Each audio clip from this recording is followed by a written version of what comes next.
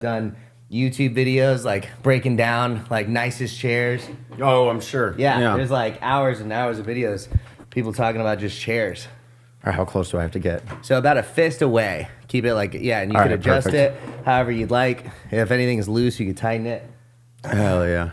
Yeah. Oh shit, do you keep these on? Yeah, keep it on, baby. Oh man. All right, I'm gonna try to get used to my own voice. Nice. It's funny, we sound like a certain way, like when we talk, like I think I sound a certain way, but then when I hear myself on a recording, I'm like, I really sound like that? Yeah, right? Yeah. It's like, I sound like a bitch, man. Like, I thought my voice was deeper. What's going on? Yeah. You just start like, hey, how you doing? So you got used to this, I take it. Yeah, actually, yeah, it's kind of nice once you do get used to it, because it really, for one, it like locks you in. Yeah. Like it's like the most in-depth way to have a conversation. 100%. Like, especially with this black background. Like I'm dialed in. Yeah, exactly. Yeah. I'm I can hear you perfectly, you can hear me perfectly, and then especially like when we're, you get excited, people are talking back and forth, you can't really talk over someone because you hear both people's voice like perfectly at the same time. Yeah, no, I hear you. Because sometimes like listen to like old Rogan episodes and it's like a fight companion. And it's like just like everywhere. Yeah, it's not good to do it that way. Yeah, hell yeah. I think that's why the headphones are nice. Yeah. Hell yeah. Yeah, right. Nice. It is weird that you don't like your own voice. Like, so weird. I think it's a common phenomenon. People like just don't like the sound of their own voice. Like once they hear it. Yeah. Well, it's just very off-putting. Yeah. Because it's like I don't think I sound like this. It's not how it sounds coming out of your own head or in your own head. Not at all. I listen to a recording and I'm like, the hell is this? It must be because it's like coming out of like the noise source or the input source. Must be. Yeah. I don't know. But here we are. Yeah. Yeah. How you doing today, brother? Dude, I'm doing good, man. Yeah. Ready for the holiday season. Work slows down and just try not to get too fat, Yeah. How about you? Yeah. I'm doing good as well, man. It's funny you say that because I know for a long time you bulk up during the holiday season and slim down during summer season. Normally, yeah. It's like I go into hibernation. Yeah, exactly. Yeah, and like the goal is like to like lift, eat somewhat healthy, but like in order for me to put on muscle, I have to eat a lot of carbs. Like I think everyone has to hit their protein, but like for me to really put on mass, I have to go crazy with carbs. I used to be like what some people would call like a hard gainer. Have you heard of that term before? No, it means it's like tough to put on muscle. Yeah, like there's that scale like ectomorph, endomorph. Like have you seen that? Yeah. And I think I'm like naturally like the skinny build. Like when I was a freshman in high school, I was as tall as I am now, and I weighed 130. Oh wow! And to put it in perspective, I'm like just shy of 195 right now. Wow, that's pretty crazy. And yeah, so like sophomore year, I was like, all right, I need to put on some size. I'm skinny as fuck, Yeah. And what helped me put on weight was just eating a ton of carbs. Like after a workout, eating like ice cream and muffins and things like that, just because I don't put on fat easily, which is a great problem to have. I'm not complaining. It's better than being on the opposite side of the spectrum. Totally. Can't eat anything, you blow up. Totally. Yeah, I'd much rather have this problem. So usually in the wintertime, activity doesn't really change, but like I'll up the carbs like crazy, and I usually put on like 10 pounds. And in the summertime, we got to get the abs showing, So winter, it's winter gear. You're more covered. Totally. Your abs aren't out. Yeah, and it's funny because like in order to get abs, like you obviously have to like go in a deficit and like track everything you're eating, but I feel like I don't feel like I don't fill out shirts as well. And so it's like when you get abs, you're not filling out shirts. Yeah, like you almost look shittier with clothes on. So in the wintertime, it's like, all right, let's bulk up. Gotta get bigger. Yeah. But now, like, especially before black belt, like I don't know about you, I'm trying to get in as many comps as I can. Yeah. Because I know the landscape's gonna change whenever that time comes. For sure. Goes without to say, like, at white, blue, purple, brown, black, the biggest skill discrepancy we're going to see is probably about 2 years of training, right? Give or take. And versus at black, I mean, we can make our debut and go up against world champion. Totally. Yeah. And like legends in the sport. Totally. They all sign up for the same competitions. Exactly. There's no more skill level breakdown. Right. Like obviously we can enter like local masters and try to get like an easier match. For sure. But like nothing stops us going against someone that's been a black belt for 10 years. Yeah. And you and I both know like there's black belts, but then there's black belts. Yeah, for sure. And it's like those are the ones where like, okay, I'm not even close to that clear yet. difference. Yeah. Yeah. So. Alex Martinez? Gray Wolf, is it? No. No, it's like East Mesa BJJ, oh, I yes. think. Yeah. He was in the bullpen with Leandro Lowe back in the day, like How in crazy. the same bracket as him. Yeah. I mean, a legend in the sport, just like competing together. Right, and it's wild. And I saw that. I think it happened earlier this year. Trains out of Jay Pages. Not Oscar. Is it Oscar? Oscar or Gabe? Gabe. I think he had a match against Andre.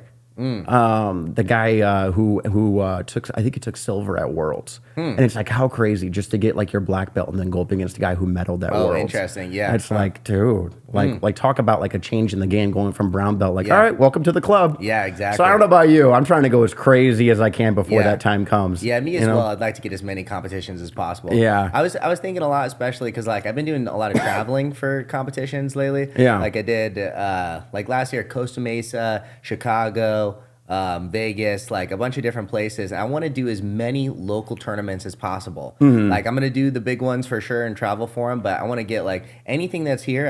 I'm going to sign up for it. Yeah, hell yeah. And honestly, I feel like you can get one a month in just locally. For sure. You know, it's one becoming a month so is big. Such a great pace too. Totally. Yeah. Totally. It's like, it's doable. It takes like discipline because you can't like, get fat and like take a week off or something because you got to keep consistent. Totally. But it's like, it's a really great pace because you can like constantly get that feedback of like, where am I fucking up? What am I going wrong? And if you like look at that diligently, you can like really grow from competition. And I think like to kind of piggyback off of what you're saying, I think the best way to get better is to compete. Yeah. I don't think I'm some high level competitor, but when I roll with brown belts who don't compete, there's just a clear difference, you know? It exposes your game, and with like a fucking magnifying glass on the exposure because people see you, often it's recorded. The other guy might have a highlight reel or something that he posts. Yeah. And so, it makes you have to like, okay, where did I fuck up and address that or not? And I also feel like it really makes you realize what you're actually good at. Yeah. Because the majority of our training partners are white and blue belts. And that probably goes for just about any gym. You know, like the statistic from the original Gracie Academy is only 1 out of 10 makes it to blue. Out of everyone who makes it to blue, only 1 out of 10 make it to purple. Yeah. Maybe the stats are different now. So like we're used to rolling with people where we can kind of do what we want because we've been doing this long enough. Versus like to pull something off on another brown belt, like you better know what the fuck you're doing. It's sick. Or like a legit black belt. Totally. And it's like you realize like, okay, all these things I can do in training, only 2 or 3 things am I actually like exceptional at. Yeah, exactly. And then hopefully footage doesn't go out there and someone realizes, oh, this guy likes worm guard. I've come across that before and they have the counter ready, Exactly. So. And that's the thing too, you can be a fucking badass blue belt and like, be doing really well in competitions to, have like lots and lots of competitions over and over. But the more and more advanced you get, for one, like you said, less people get there, but you can be a killer within your own group. You can be fucking, only eating spinach and steak and keeping everything disciplined, running on the sides, doing everything extra, watching instructionals. Well, when you go to a competition on the world stage, he's doing all that as well. Right. You're no different out of those people. Maybe you're you're unique in your own small group, but on the world stage, everyone's doing all the extra shit. Totally. They wouldn't have made it there if they weren't. I think about it this way, like, and obviously this would go for you too. I'm obsessed with Jiu-Jitsu. We wouldn't have gotten this far if we weren't obsessed with it. But anyone we compete against, they're also just as obsessed, you know? Exactly. A lot of times, like at blue belt or something at a lower level, you could just be, a really great wrestler and you're doing something else. It doesn't mean you're going to be in it for life. Totally. Yeah. And go ahead. I was just going to say, and you're going to make, even if you're a really good, really talented young person or talented lower belt, you're going to make glaring mistakes. So, those can always be capitalized on in competition. Yeah, totally. Now, I don't mean to like segue this conversation, but like, do you watch a lot of instructionals? Is that where a lot of your game comes from? So I try to, especially recently, I've been trying to take like a much more like learned approach to jiu-jitsu. Yeah. I'm trying to like, cause it's like, you think you understand a position really well and, I'm just trying to just dive more deeper into it. Like I've been listening to like Joseph Chen a lot. Okay. Is that his name? The guy that just won ADCC trials in Europe? Yeah, I know who you're talking about. Joseph Chen, I think his name is.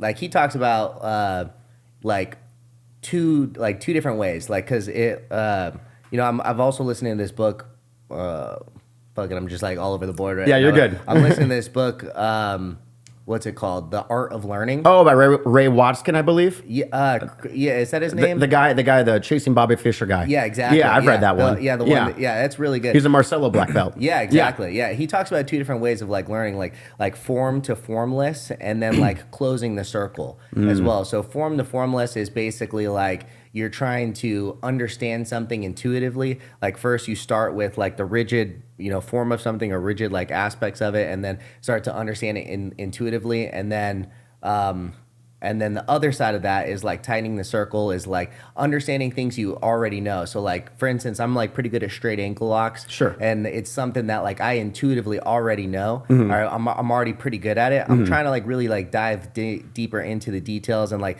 approach all these techniques as if I'm still a novice and try to like figure out like what I can, improve upon. Totally. It's kind of like you don't know what you don't know. Yeah. It's like there might be answers that you don't know. You don't even know how to even ask. Yeah, exactly. Yeah. And I've got a pretty good straight ankle lock, but it's probably not the best. It's definitely not the best in the world. There's a couple dozen people out there who would probably put it to shame. Yeah, and same goes for my game. For sure. Like I know Worm really, really well, but it's not Keenan. Yeah, There's always a deeper level. One thing I think he talked about in that book, it's been like 5 years since I read it. He talked about, and correct me if I'm wrong on this, maybe I'm getting my books mixed up. He talked about something where like there comes a certain point in learning where someone can only teach you so much. And he talked about like, I think it was like a certain study where like if people have to figure out something on their own, they come to like a higher degree of understanding because they're able to like tailor it to their own game. Interesting. And I think it kind of dives into how like, yes, there's universal techniques like all throughout Jiu-Jitsu that like you better know it, but like you also have to figure out a way to make it like work for you. We all have like different personalities. Like for example, I would say you're probably way more aggressive than I am. I'm kind of passive and like to wait for mistakes, where if you have a more aggressive tendency, you might navigate to certain things. And then needless to say too, like everyone has a different body type. Yeah. Not everyone can like, while techniques will apply everywhere. You look at like rooster weight and the gi, the name of the game is pulling guard. Exactly. Not to say that takedowns don't matter or you never see them versus a heavyweight. Yeah. Unless you're Marigali, it may not be the best call. Yeah, it's completely opposite. For sure. Yeah, it is super important, like body styles. And it's almost like with jiu-jitsu and I think maybe martial arts in general, it's almost like an expression of your personality. Sure. I feel like a lot of just like things that you like and what you like, kind of who you are. Like if you can figure out how to like express that accurately, I feel like those are the best practitioners. No, I totally hear you on that. It's just like it's kind of cliche, but it's almost like a self-discovery journey. Yeah, it is for sure. Because one of the ways I like to describe jiu-jitsu, because there's a lot of my coworkers who signed up at One Love. Yeah, three of them, fourth one to come, and so obviously we talk about it all the time. And so one way I like to explain it is that white to blue, you're kind of learning just how to play chess. Like you're learning what a pawn can do. You're learning what like the rook can do, what the queen can do, but you really don't have a deeper understanding. You just know how to play. And then like once you hit blue, now it's like, all right, what are openers? What's mid game? How do I capitalize on end game? And like and just like chess, it could look totally different depending on who you are. For sure. Yeah. It's fun. Yeah. How interesting. Yeah. I'm also trying to get better at chess too. Yeah. What's your ELO at? I'm like right above 1,000 right now, usually. Really? Yeah. And so put that in perspective, correct me if I'm wrong, Grandmaster is 2,500. Yeah, but there's a big difference between 1,000 and 2,500. I gotcha. But I mean, like maybe you're closing in on like 4-stripe blue, purple at chess? Yeah, I'd say probably like around blue belt. Yeah. Did you do the 10-minute games? Yeah, well, so at 10 minutes is when I'm a little over 1,000 ELO. On 5 minutes, I'm a little bit less because I try to like make decisions quickly and I always fuck up. Dude, I'm right there with you. Yeah. Go ahead. I was just gonna say, what I was thinking in comparison, like from jiu-jitsu to chess, like one of the, I've like thought about this, like as you get more advanced in chess, one of the ways is just to not make blunders. Oh my God, 100%. Yeah, just not like do obviously wrong things. Like there's mistakes and then there's blunders. Like blatant, under no circumstance was this okay. Yeah, exactly. That's how I view a blunder. And that's almost like the same with jiu-jitsu. Like as you get more advanced, like especially from white to blue, a lot of it is just not making blunders. 100%. Yeah. Oh my God, I had a big point. What was I about to say? Jujama totally skipped my mind. Sometimes. No, you're totally good. No, I think blunders is a big part of it because like I'd say like a big part of my game is just looking for those blunders, which like come brown. Yeah, exactly. They're hard to find. The more advanced you get, the less people do blunder like that. And I think the term under blunder is like a miss. Under blunder? Sorry, it's not a term. The term isn't under blunder, but like, it's like blunder is like the creme de la creme of like worst thing you could possibly do. Like, under no circumstance was it okay. Yeah. And I think like in that chess app, because I think we're on the same one. Yeah. Like the one below blunder is like miss. Yeah. Where or it's like a mistake. Yeah. I think they also call it mistake too. Maybe one's higher categorized than the other, but basically like. It wasn't the worst thing you could have done, but it also like wasn't the best. There was a better move. Yeah, and I feel like dialing that stuff into is also like a big part of jiu-jitsu. Yeah, I think as we get more advanced, there's not going to be blunders. No.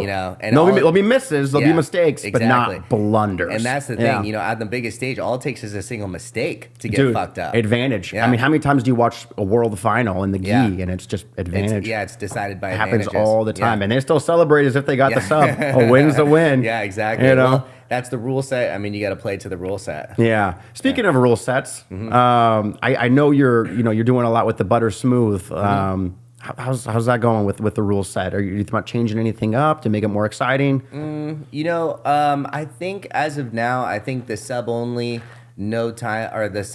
time limit judge's decision is the best that I can figure right now. Sure. The WNO did something recently. I don't know if you saw the most recent event. I haven't, no. Like Aaron Wilson was on it. Okay. A few different, like Marigali was on it. He tapped Felipe Pena. Oh, okay. I'm aware of the card. Yeah. And then Big Dan lost for the first time in a long time. So the rules that they did was almost like a modified ADCC. Like it was... I think like in the finals, it was 10 minutes regulation and then 5 minutes of points. But during the 10 minutes regulation, it's sub only, yet you could get a minus point for stalling. Interesting. So it was to encourage action throughout the people, but I don't know, it's a little weird to me because it's like it's no points, but the people are scoring points. Right. And it's like they're only awarding negative points or giving negative points, but like if we're competing against each other, a negative point to you is essentially a point for me. Like works out the same. It's the same math. Just a different way to write it down. What's a negative point? Like pulling guard or stalling? Pulling guard can be a negative point, but it's mostly stalling, and they were quick to fire on the trigger. Interesting. Like sometimes I think going into the overtime, like after the regulation, there could be -6 to -7. Or something. Which is the same thing as points. Yeah, exactly. I mean, it's a lot. It's a significant amount. Now, if time wasn't an issue, do you think like the true test of jiu-jitsu is like no time limit, make it happen? Like whoever gets the sub gets the sub. I don't think it's necessarily the best either because I think every sport has like some sort of parameter in which you got to get it done by. There's no just unlimited time. It's like basketball and like first one to give up wins. It's like I don't know. For one, I feel like strategically having a time limit creates urgency and means like you have to get something done. Sure. So I think there's good in that. And then second, like it's not fun for the spectators at all. Yeah, the Gordon Pena match that lasted 40 minutes? Yeah, 40 minutes. And then like Gordon and Keenan, I think, went for over 2 hours. That's insane. At one time, yeah. Yeah, it's just not sustainable. And it's nothing that could ever happen on like a local tournament. The tournament would be 5 days long. Oh, no way. Yeah, exactly. Imagine, just like multiple people are like, and that's the thing too. It's like you don't know how long the whole card's going to go. Right. Yeah. Because I like the point system. Like it's very clear rules, and I also think it can create some exciting scrambles. Yeah. When it comes down to a point, or hell, even an advantage. But I'll be the first to admit I'm the first one to manipulate that shit. Yeah, I'm the first one to pull guard. Know I can get a sweep, but wait to get the sweep. Maybe take the advantage, even though I know I can finish it. And I just play the game. There's guys I've beaten where if it was a real fight, they'd whoop my fucking ass, like no problem. And vice versa. I've also lost to guys where like, all right, I know I'm better than that guy, but they just knew the rules better. Know the game really well. Yeah, and I think that can go for like any combat sport. Like anytime you insert rules, it's no longer a fight. Yeah. It's now it's still a combat sport, but it kind of turns into like a game. Yeah, exactly. Yeah. Well, that's like my biggest critique with it is that like I think like points rule sets often facilitate who's better at playing the game, not necessarily who's better at jiu-jitsu. So that's why I think that a sub-only rule set is better because it allows athletes more freedom to make mistakes and send it and go for it. And often that also creates more exciting matches, which makes it more exciting for the spectators. It makes it just more exciting in general. Do you think it will ever become like a large spectator sport? And let me I'm gonna clarify a little bit more. you cannot know shit about combat sports, but if you watch boxing, you at least understand what a punch to the face is, right? Exactly. Yeah. Versus jiu-jitsu, the average spectator, not the average spectator, but like the average person, they wouldn't even know what's happening until it's too late. Yeah, I don't know. It's an interesting question. I think that like the sport in general is growing so much that it doesn't necessarily need to get the viewership of like the grandmas who are just, because like UFC, you could, like you said, you don't have to understand anything. You don't have to have taken a boxing class to understand that guy just got punched in the face. Right. You intuitively like get striking. Yeah. In jiu-jitsu, it's not the case, but I think that the sport is becoming so big, and there's so many people who are either casual practitioners or like are in it in some way that there's enough viewership just through those people that it can be like a more of a spectator sport. Like if you just look at ADCC last year, Huge. Insane. Yeah. And they're supposed to be like twice or three times the amount of seating this year. Yeah. So, to that point, like I remember when I first started doing jiu-jitsu, I started when I was 14. And whenever I would bring it up to someone, I wouldn't even call it jiu-jitsu. I'd be like, oh, I do this like grappling martial art. Because people didn't know what it was. People didn't understand jiu-jitsu. Versus nowadays. Yeah. Like you're hard pressed to find someone who hasn't at least heard of it. Yeah, exactly. That's an excellent point too. Same thing when I first started. And like, I think I actually started later than you because you took a little bit of a gap. I did, yeah. I started in like 2015, and I remember like telling people at work, they're like, I do jiu-jitsu, and they're like, oh, so, don't hit me, Right. They like have no clue what they that think means. you're like breaking boards or like doing something useless. Yeah. Which now I think it's like a lot more just generally popular. And I think eventually too, especially I've heard it's like been talks about maybe being in the Olympics. If it went into the Olympics, if it could get into like high schools, just like how wrestling's in high school. Yeah. If you could do jiu-jitsu instead of wrestling, or in like with wrestling as well, maybe just like on a different season, that would be really cool. And I think like as more people continue to do it, like more stuff like that's going to happen. Totally. I mean, just look at the Arizona scene. Yeah. I don't know where we would rank nationally, but if I had to take a guess, we're probably top 10.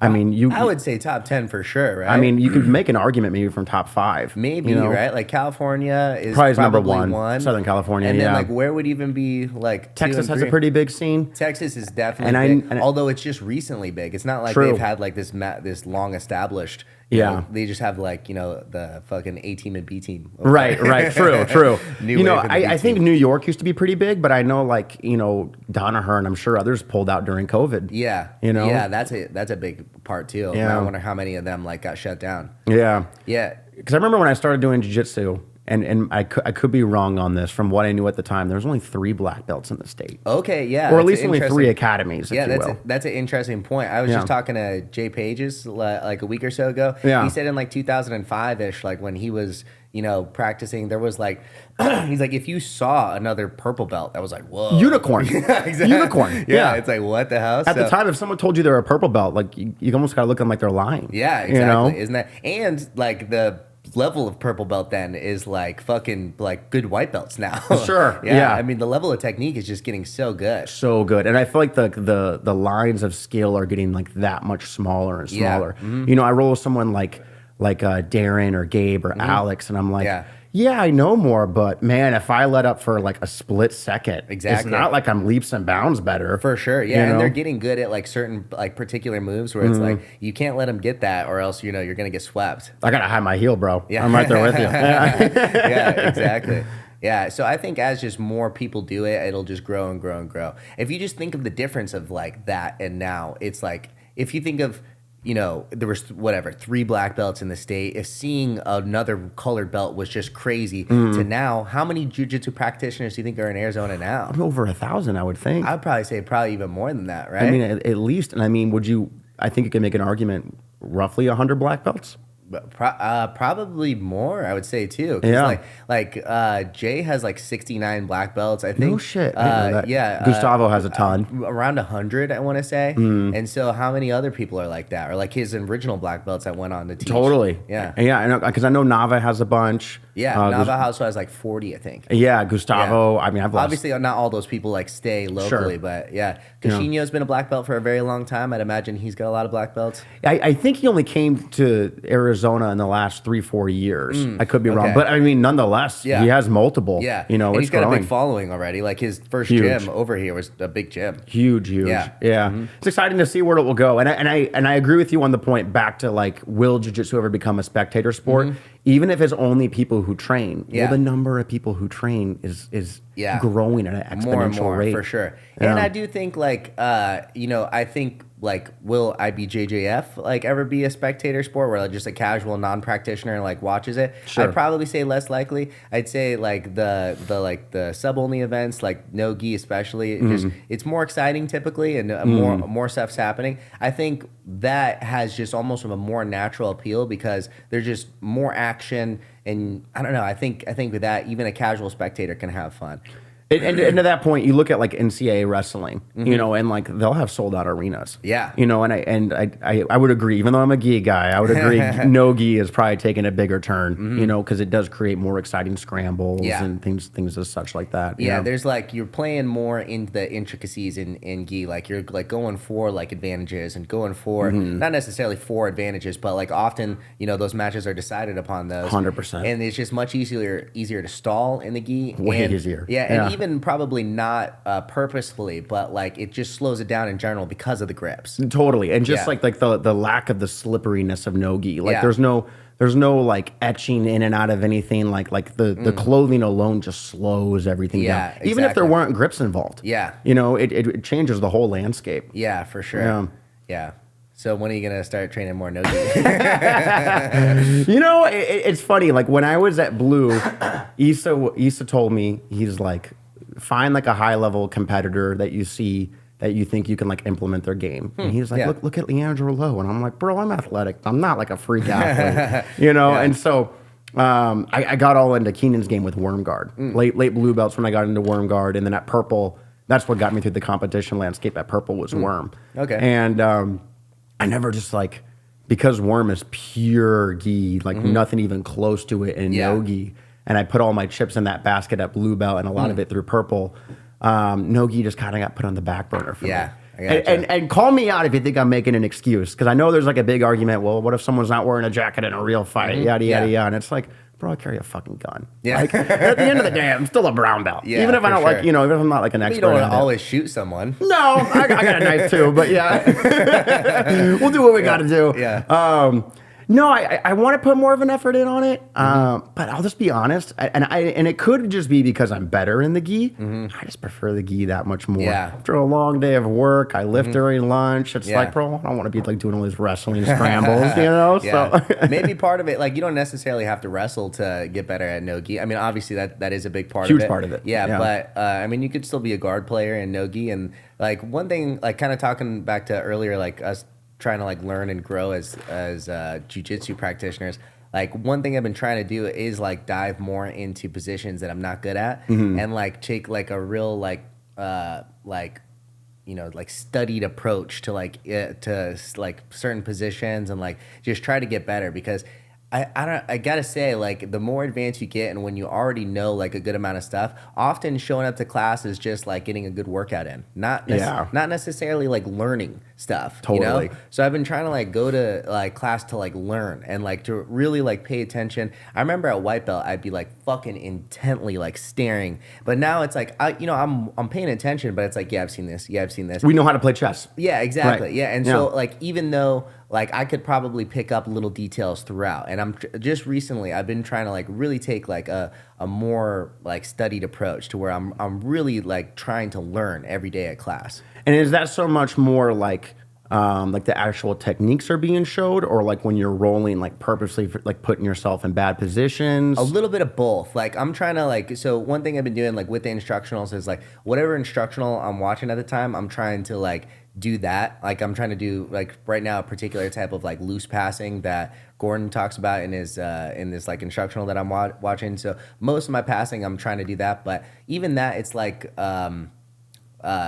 live rolls, it's often too high of a pace to like get a real good like learning approach to it. You know what I mean? Like it's almost too scrambly to like add new moves to it. So one thing I've been trying to do is just like almost like live drilling, where you know we'll just go at a pace that's more than a flow, but less than alive, and trying to like kind of learn from there. Yeah. And do you think that's your best way of learning, like compared to like drilling a move or like? It depends on how good I am at the move. Like if it's like guard passing, like I've been guard passing for a long time. Even like the ones that I've been doing, like I've practiced them. I know what the move is. Like after I know what the move is, I think doing it in like a semi-live situation is the best for learning. If it's something I'm like completely unfamiliar or just not really good at, I know there's probably obvious technical errors I'm making. Like then like drilling it multiple times is the best. I gotcha. To that point, I'd say like the best way I get better at something,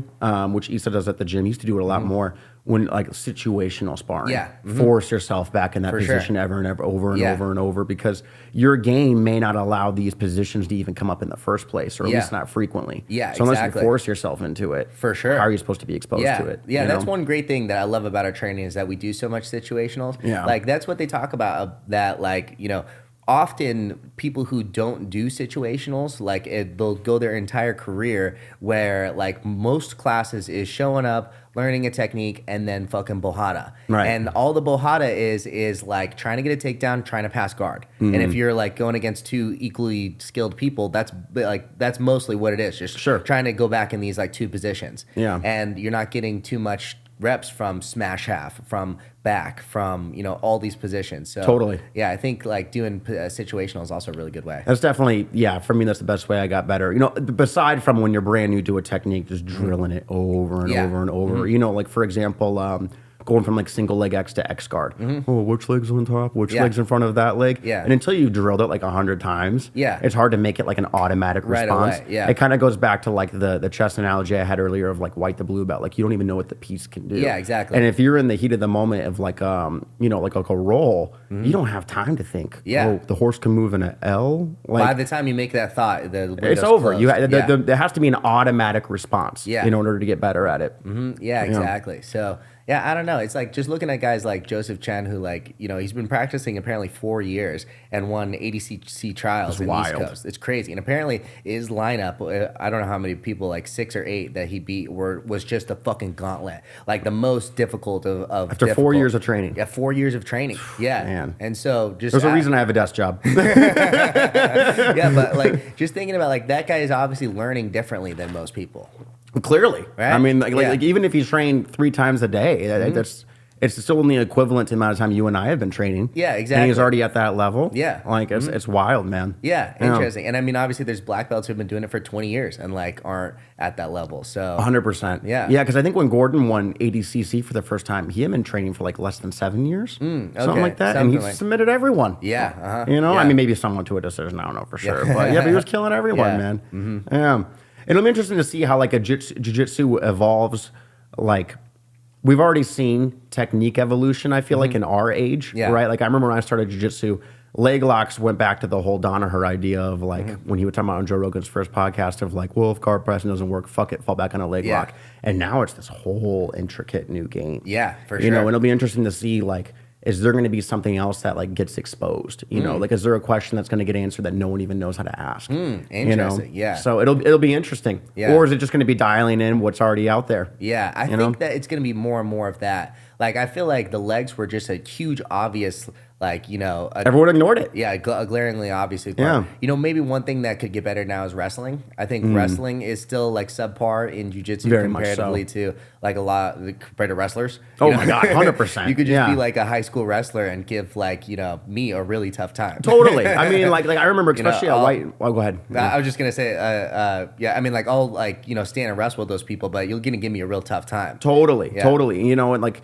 I've wrestled. You know, I'm sure you have too. Like freshman high school wrestlers, like okay, you're not gonna do too much. Versus someone did like varsity. Yeah. Huge difference. Then you wrestle someone who did like junior college. Yeah. Then you wrestle someone like Jack, who was D1. Yeah. And he wasn't even, and this was not the shit on him, he wasn't even like an All-American, you know, like top dog, but he was nonetheless D1, and it was just a world difference. And he was just a blue belt in jiu-jitsu. Yeah, but just gnarly wrestling. Yeah, so exactly. I think we'll probably definitely see a lot of improvements with that. I wonder with like the average jiu-jitsu school, if you will, the majority of people, like if you had to give an average demographic, would you say it's a 38-year-old dad who's in like decent shape, Of average demographic of jiu-jitsu? Like if we had to combine everyone that did jiu-jitsu. Everyone and take the average? Yeah, like what's the average? I would guess like late 30s. You think so? High level white belt, low level blue belt, like dad who's in decent shape. Yeah, just like average of everyone. Yeah, and so it's like unless you go out and like seek these partners to get high level wrestling in with. There's not like a huge demographic to like necessarily spar with. Yeah, that's true. Although there's a bunch of good places to roll in. Where we all meet up. Yeah. Exactly. Well, no, just like, I mean, like you said earlier, like Arizona has a legit like jiu-jitsu scene where there's a bunch of different places. Like sometimes you got to drive far for it, but like every Monday and Friday, for the most part, I'm driving to Tim Welch's gym in Peoria. Yeah.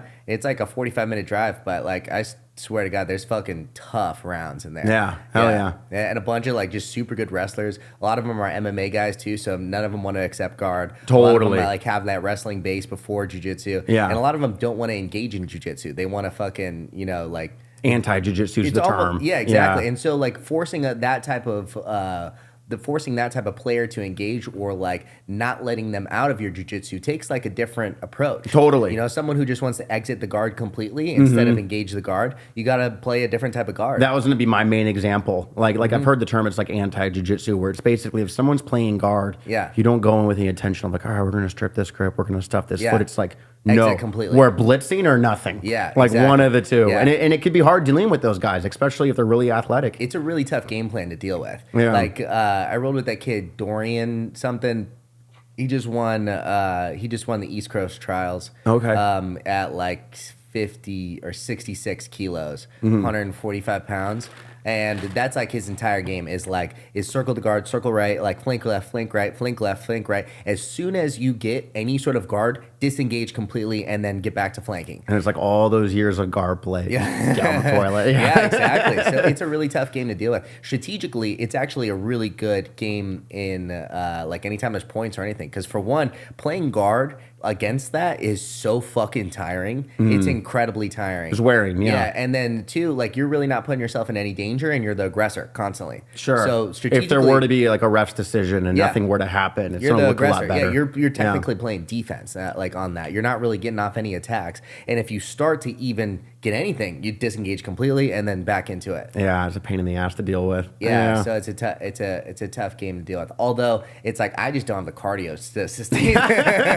You have great cardio. What are you talking about? I don't know. I feel like I don't, honestly. I feel like my cardio was a lot better when I was younger. And for some reason, just like recently, over the last year, I feel like my cardio has gotten so much worse. Really? Yeah. Huh. Yeah. I blue belt, I used to think I had a cardio issue. I would gas out every single roll. And looking back at it now, I was like, no, I just had like a pacing and technique issue. Not that I'm like a cardio king by any means, but like now I feel like I can roll indefinitely and not gas. Really? Huh? Yeah. Interesting. You just felt like maybe you were like going too hard and like gripping too hard and stuff like that. Exactly. Like for example, like let's take collar sleeve. If you have that collar grip, like you don't have to hang on for dear life. The only time you have to hang on for dear life is when someone goes to strip it. It was just like those like little adjustments. Like nope, we could relax here. We could relax here. I think Bo Nickel was talking about it on Rogan's podcast. How like a large part of like how he got better was just knowing when to relax. You don't have to be all stiff and tense all the time. Not saying that's what you're doing. Yeah. But you feel like your cardio went down though. Maybe that could be a part of it too. Like I am trying to like I don't know, maybe I'm like thinking too hard during. I'm like, no, I don't know exactly what it is. I do feel like, I mean, I've been trying to keep like a strong pace, but there's people who like keep a fucking crazy pace. That, like, I'm trying to make my game not be like athleticism. You know, like I'm fairly athletic and like when I need it to be, like let's get in those scrambles. But I think like, for one, what's the most sustainable, especially through, if you look at some of these like ADCCs that I'll sign up, even the opens, it's like 8 matches till gold. That's insane. You just can't keep that. If you burn yourself out on one of the first ones, they can come back to haunt you. Yeah, exactly. Unless you're on fucking EPO or something. Right. I don't see how you keep that pace for 8 matches consecutively. Yeah. And then 2, I feel like it's almost the best game is like the death of 1,000 cuts, like when you're just like slowly progressing towards what you need to do. And like if you look at Gordon, I mean, I like kind of not controversially the best no-gi grappler there is. He's not athletic as far as his jiu-jitsu. It's not. He's not like a freak athlete. He's not making explosive movements. It's all just like these isometric holds. And so I don't know, just trying to model my game more in that direction. I gotcha. Yeah. You know, I notice I'll gas out a lot easier. I'll psych myself out. Like, all right, this guy's a black belt, and like I'll naturally be more tense. Yeah. Whereas like if I'm rolling with like a blue belt, it's like, well, all right, no matter what happens, I'm gonna find a way out. Yeah, right. You know, I think that's a huge part of it actually is mindset. Because like if I'll go to an open mat and I'm like, it's another like purple belt or even another brown belt, because I try to fucking shame brown belts.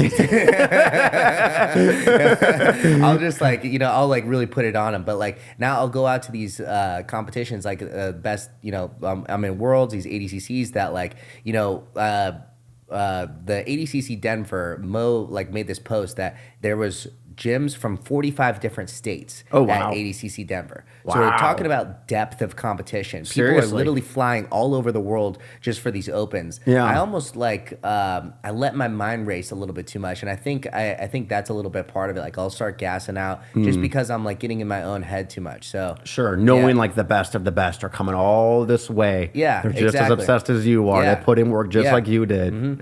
So it's been like also like I'm trying to like mentally grow throughout this too, because like I've felt that like there's been mental shifts in my matches that were like the cause of my losses. Like this most recent like no-gi Worlds. You know, I got into you know, my first match went just perfectly. I scored a takedown early. Nice. You know, I was up 2-0. He ended up standing up. I'm like, okay, let's go again. I felt like he was super tall. He was being heavy on the collar, and so I pulled guard into that single leg X, reverse X, cross ashi, the honey hole to the other leg. It's like a series that I do regularly. And I know. Got into it. Got into it. Heel hooked him. So finished within only a few minutes too. Went perfectly. Nice. Second match came out. He was first guy was a 10th planet guy. Second guy was also a 10th planet guy. So I was imagining that he didn't have a good wrestling base either. That's kind of what I was thinking with the first guy. I'm like, let me go get some points early, and then I'll like work like from a lead. And so I was kind of thinking the same thing. And then we come out and you could tell pretty quickly a strong wrestler. I just felt he was a strong wrestler. Like a good base, way they good move. Especially too when you go to post and people like catch it with their head. That's like a clear like okay, this is a good wrestler. He knows like, what's up. He's not trying to hand fight. He's like, well, catch it with the head. You know, like they'll move the head into the posts. And so I felt that like I pulled guard. I was working from single leg X and like reverse X, trying to get the same stuff. And then you got control of the feet. And then I was having a tough time breaking that, and I got to outside ashi, and so like double outside. So I swing out, I attack a straight ankle, I get an advantage for it. Nice. But he ends up like smashing me from that position. So now I'm in double outside, and now I just feel like there was almost just a shift, like mentally. I'm like, fuck. Now I'm like, my guard's gonna get passed, and then I'm gonna be down on points. And I just started maybe getting in my head too much. Like for unnecessarily. I was technically up on the scoreboard. It was up like 1 advantage to nothing. And I don't know. That's just why like competition exposes these things about you. And if you take like a real I guess like humbled approach to like where you fucked up about, it's like you can learn from it. So I'm trying to like, wow, look at that and think like, I don't want that to happen again. Try to grow up. And if something like that happens in training, it's easy to dismiss it. Oh, okay, I didn't sleep well last night. Okay, I wasn't fully ready today. Okay, this guy was bigger. But like in competition, like that shit sticks. Yeah, exactly. When it hands down is the best way to get better. And speaking on that whole mental thing, like let's bring it back to chess. Like whenever I play chess and I lose my queen without trading for the queen, it like mentally is just like, oh fuck. Like it's not over. But it just like it like mentally like attacks you to like a certain degree. Exactly. Well, with that too, that's like almost like getting like guard pass into mount. Like that's like, it's nasty. It's a big lead to come back from. Totally. Yeah, because the queens were at like 9 points. So totally right. The most valuable piece on the board. But it kind of goes. There's this quote I love from Henry Ford, and he says, "Whether you think you can or you can't, you're right." Yeah. Exactly. So it's just. Firas Zahabi, he talked about it once on a podcast, and he was asked like, "Hey, what mindset do you think makes like the best fighter?" And he's like, someone who's just obnoxiously positive, someone who just no matter how bad the chips are against him, just always thinking there is a way out. Now, obviously, much easier said than done, for sure, right? But like that is like the goal, if you will. That is great, and I think it's something that's like you almost gotta like, unless it comes naturally, which I don't know if it does for most people, you kind of gotta like grow that muscle. Yeah. You know? No, for sure. And just competition in general, you know, like I got a promotion at work at my last job like a year and a half ago, and I took my foot off the gas of jiu-jitsu like no other. I was competing every single month at purple belt. I took 8 months off. And yeah, that muscle, it gets smaller. You start getting nervous again before matches and things like that. So I mean, that's a big part of it too. It's just like regularity, because if it has been a long time, it's like you're just not used to going through that. Totally. Versus, you know, you do it consistently. It feels like an open mat. Yeah, exactly. And I don't know about you, like I shine under that environment. Yeah. If I like yawn 10 minutes before a match, I'm like, okay, like I'm in the right headspace. Or otherwise you get all tense and your heart rate is big beating. Exactly. You'll kind of like beat yourself before it even happens. Yeah, you know? right. Yeah, I'm the same way. When I feel like it's just an open mat, or I feel like it's just another day training, I compete the best. That's part of why, like, you know, these like traveling for competitions, it puts so much more weight on it. I could imagine. You know, because you're fucking doing a lot to get there. Totally. You know, there in the first place, and so. But yeah, I don't know. I mean, like this last year was good. I started off 7-0, and then I think I lost like 4 in a row after that.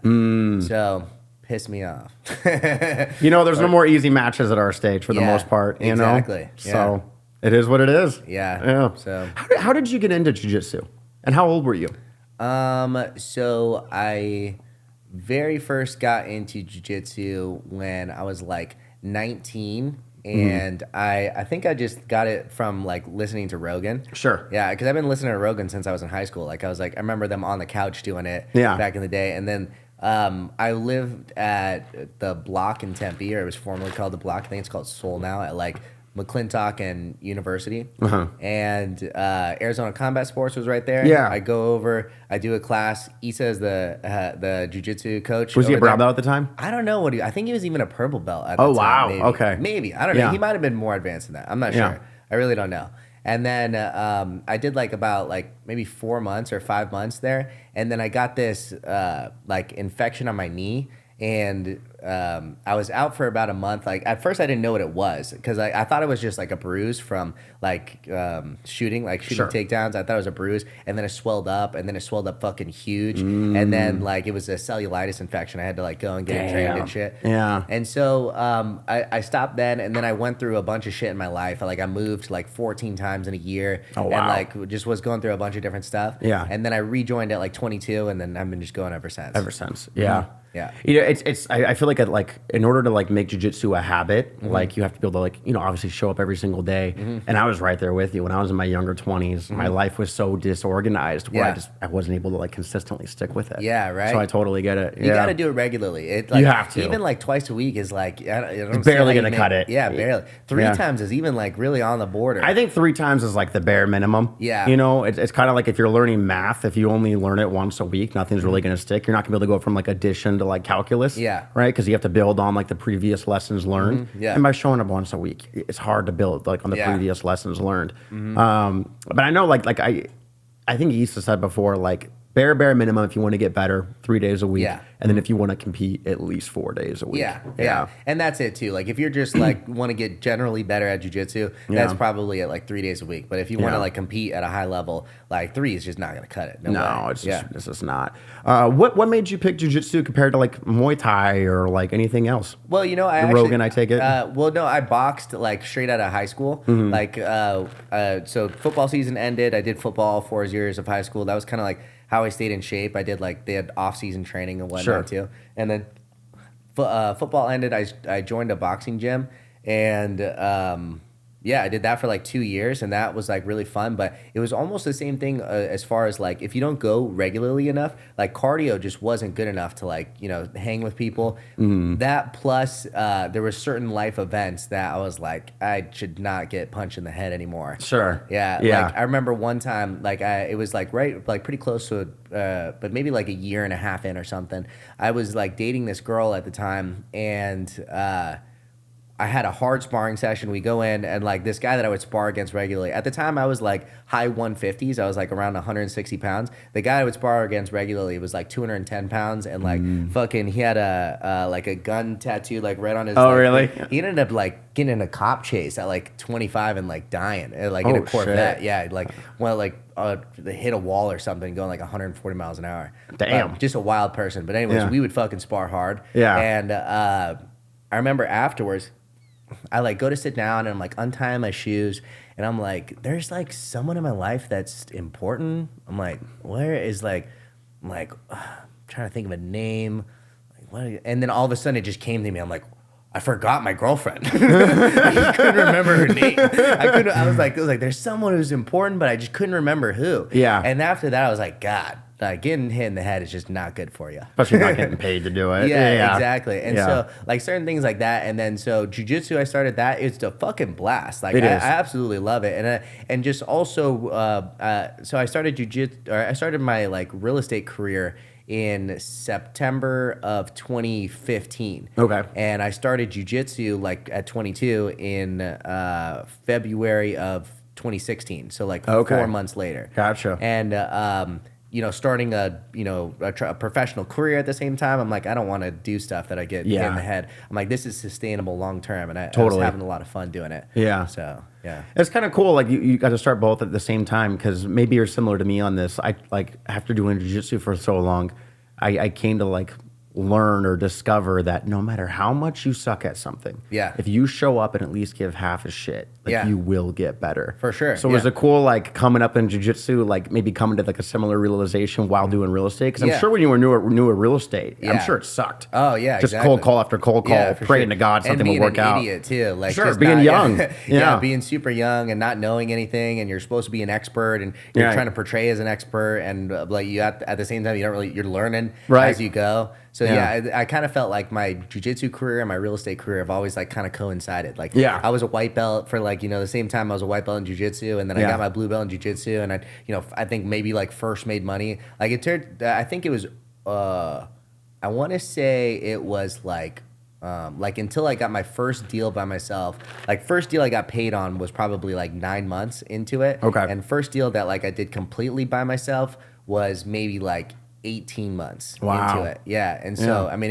it's a big sticking out period. It's not like all of a sudden from there, you're just making money. No, totally. You're doing a bunch of work and not seeing the immediate benefit of it. Yeah, exactly. So, I mean, I kind of felt like my jiu-jitsu career and my real estate career kind of coincided with what belt I am. Yeah. Hell yeah. That's sick. Yeah. So when you first started, like you started at Arizona Combat Sports, and didn't you go to Gustavo's for a while? Yeah, so that's where I restarted at 22. Gotcha. Yeah. And then just like found that Issa had his own gym, and boom, there you are. Yeah, that's exactly it. Yeah, I did about 6 months at Gustavo's, and then I've been following Issa on Instagram the whole time. He'd actually been to my house and everything. Like, back, when we were. When I first started training at Arizona Combat Sports. And then I saw he opened up his own gym. And then also at the time, I just moved back into my mom's place.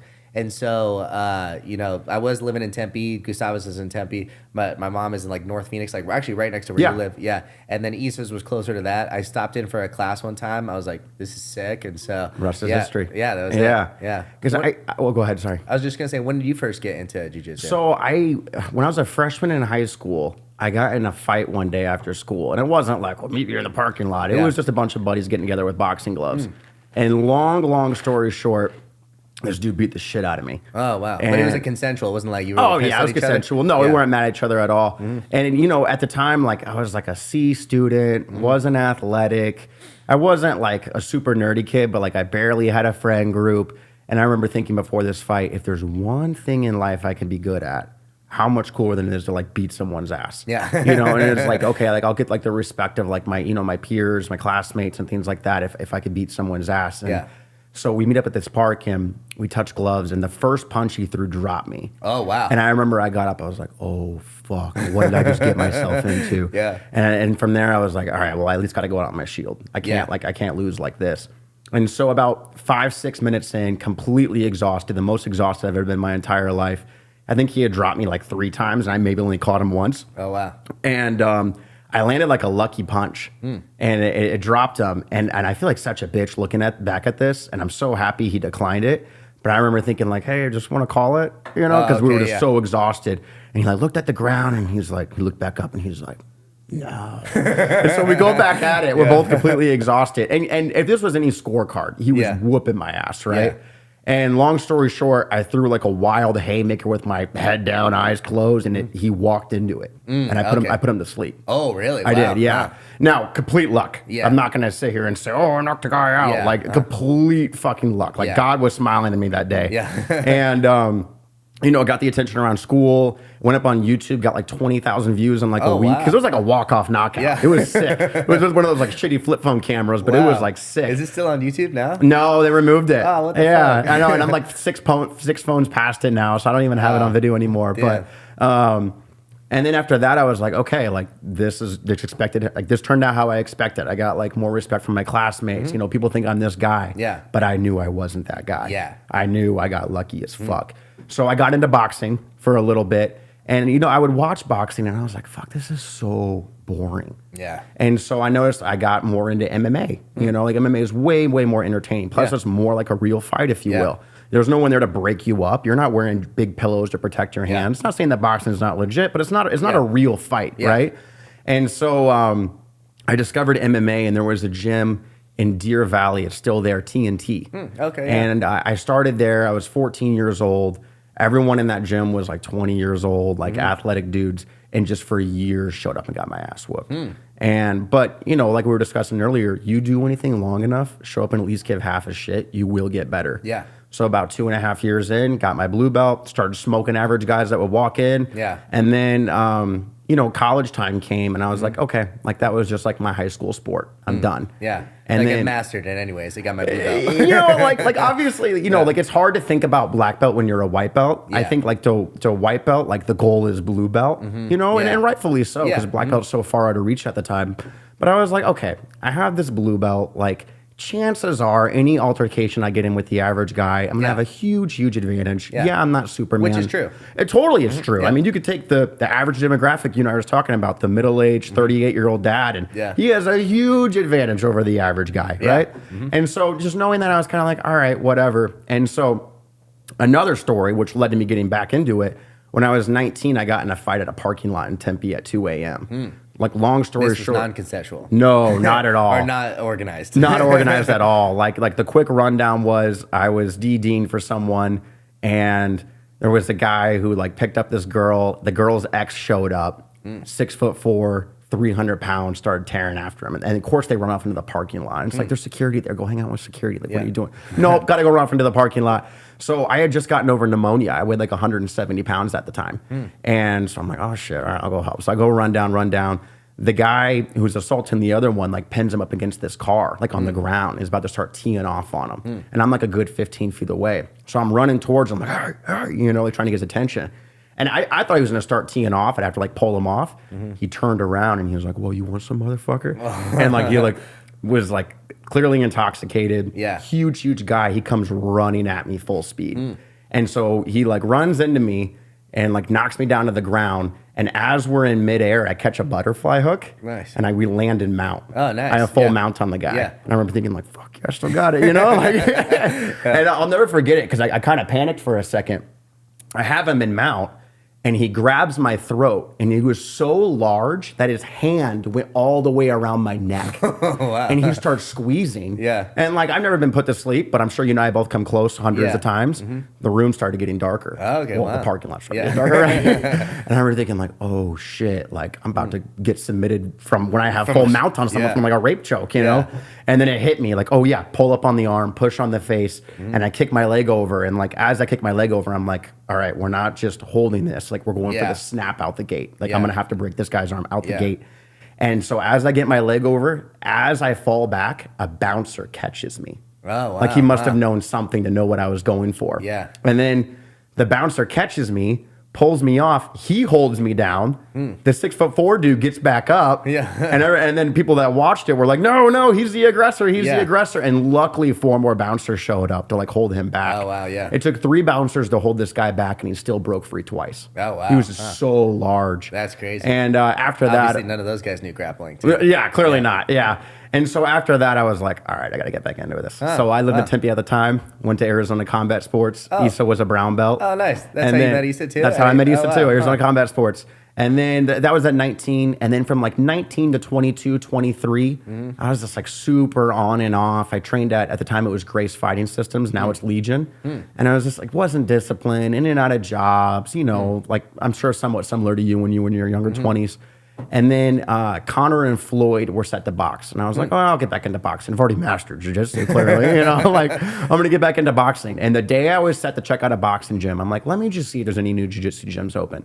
Search jiu-jitsu gyms, saw that Issa had his own gym. And I'm like, oh, I remember him. Yeah. Showed up to One Love and... Oh, nice. Wow, here we are. Wow. Here we are. How cool. Yeah, now we're like the OGs. Yeah, I know. I remember when we first started, a big class was like 4 or 5 people. Yeah, exactly. And now that's like horribly small if that ever happens. Yeah, you know? Exactly. Yeah, when I first started with Issa, it was like, if I went, there was maybe a 1 in 3 chance it'd just be me and him. Totally. Yeah. Yeah. And that's just how it is when you very first start. Totally. And now, I mean, gosh, there's well over 100 adult members alone, would you say? Yeah, probably. Around, yeah, probably. And now we're in this beautiful big facility. It's fucking sick. It is Love sick. Yeah. It's cool to see for Issa, too. Yeah, it's awesome to see. You know, because I know when he first started, I think he was still working a job, then you go and teach all night, and then not knowing who's going to sign up. Yeah. Like, it had to be stressful, but it's cool, like, seeing, like, his journey with that too, to see where he is now. Starting as a white belt business owner to totally, now, you know, probably brown belt business owner, totally black belt business owner. Yeah, I mean, it had to be a huge moment when he got the new academy. Oh, probably, you know? Yeah. And now, you know, like now he has the color of the rainbow for all of his students. That's fucking sick too. Yeah, you know, when we go to a class and there's like, you know, white, blue, purple, brown, blacks, like love it. Yeah, how cool is that? It's awesome to have. Yeah, because I remember, you know.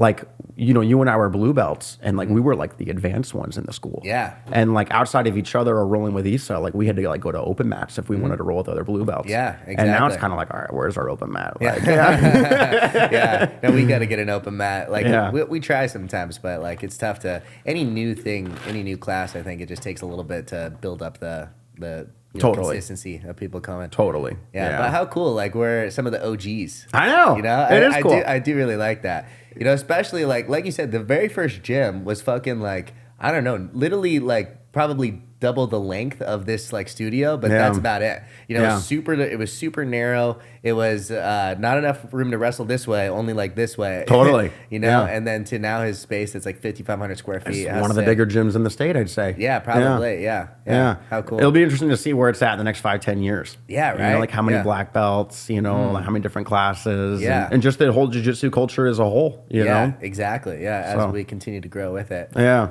Exciting times. Super exciting times. Yeah. I'm loving like how much organic like killers we have there too. Yeah. You know, guys that have been there from like 0 stripe white belts to now like they're like you said, like Darren, Gabe, you know, a lot of these motherfuckers, just fucking tough roles. Very tough roles. Yeah. I look at those guys, like I think those 3 are like the killer blues where like if they go to an open mat, purple belts better watch out. Like I roll with a lot of purple belts and I know that these guys have a big one up on those guys. Yeah, for sure. Yeah. Well, that's the thing too about Issa is like he's definitely like there's a spectrum of like early promoting, late promoting. Issa is like you are a killer at that belt before you get the next belt. You're a killer at like you're a killer tapping the belts above you before you get that belt. Totally. You know? And I remember at the time, like especially when I was going from blue to purple, like it fucking pissed me off. Yeah. I was like, here I am going to these open mats, running circles around purple belts. Where the fuck's my purple belt? Yeah. And looking back at it now, and this goes for any rank, I'd much rather be the killer blue than the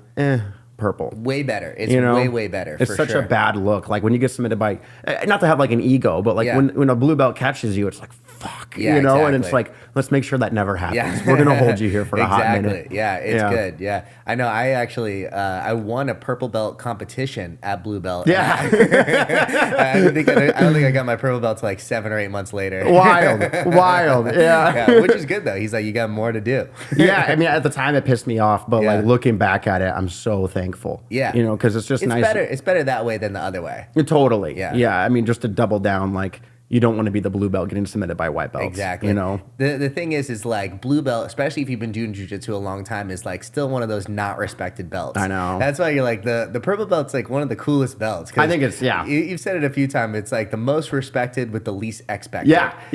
So it's like, you know, you're sick. You're a purple belt. You've been doing it for a while. Like you're in the top 1%. Yeah, statistically speaking. You probably got a move that's like black belt level. Totally. You know, like you're sick with something. Yeah. But you know, like no one expects you to be fucking tapping coach out or like, you know, doing anything crazy. Yeah. So it's a or tapping just, you know, any high level people. Yeah, I remember when I got my purple, I was like, sweet, I'm in the club. And then when brown came around, I remember Issa sent that text to you and I, like, oh, hey, this day, we're gonna like a promotion day, make sure you guys are there getting your brown belt.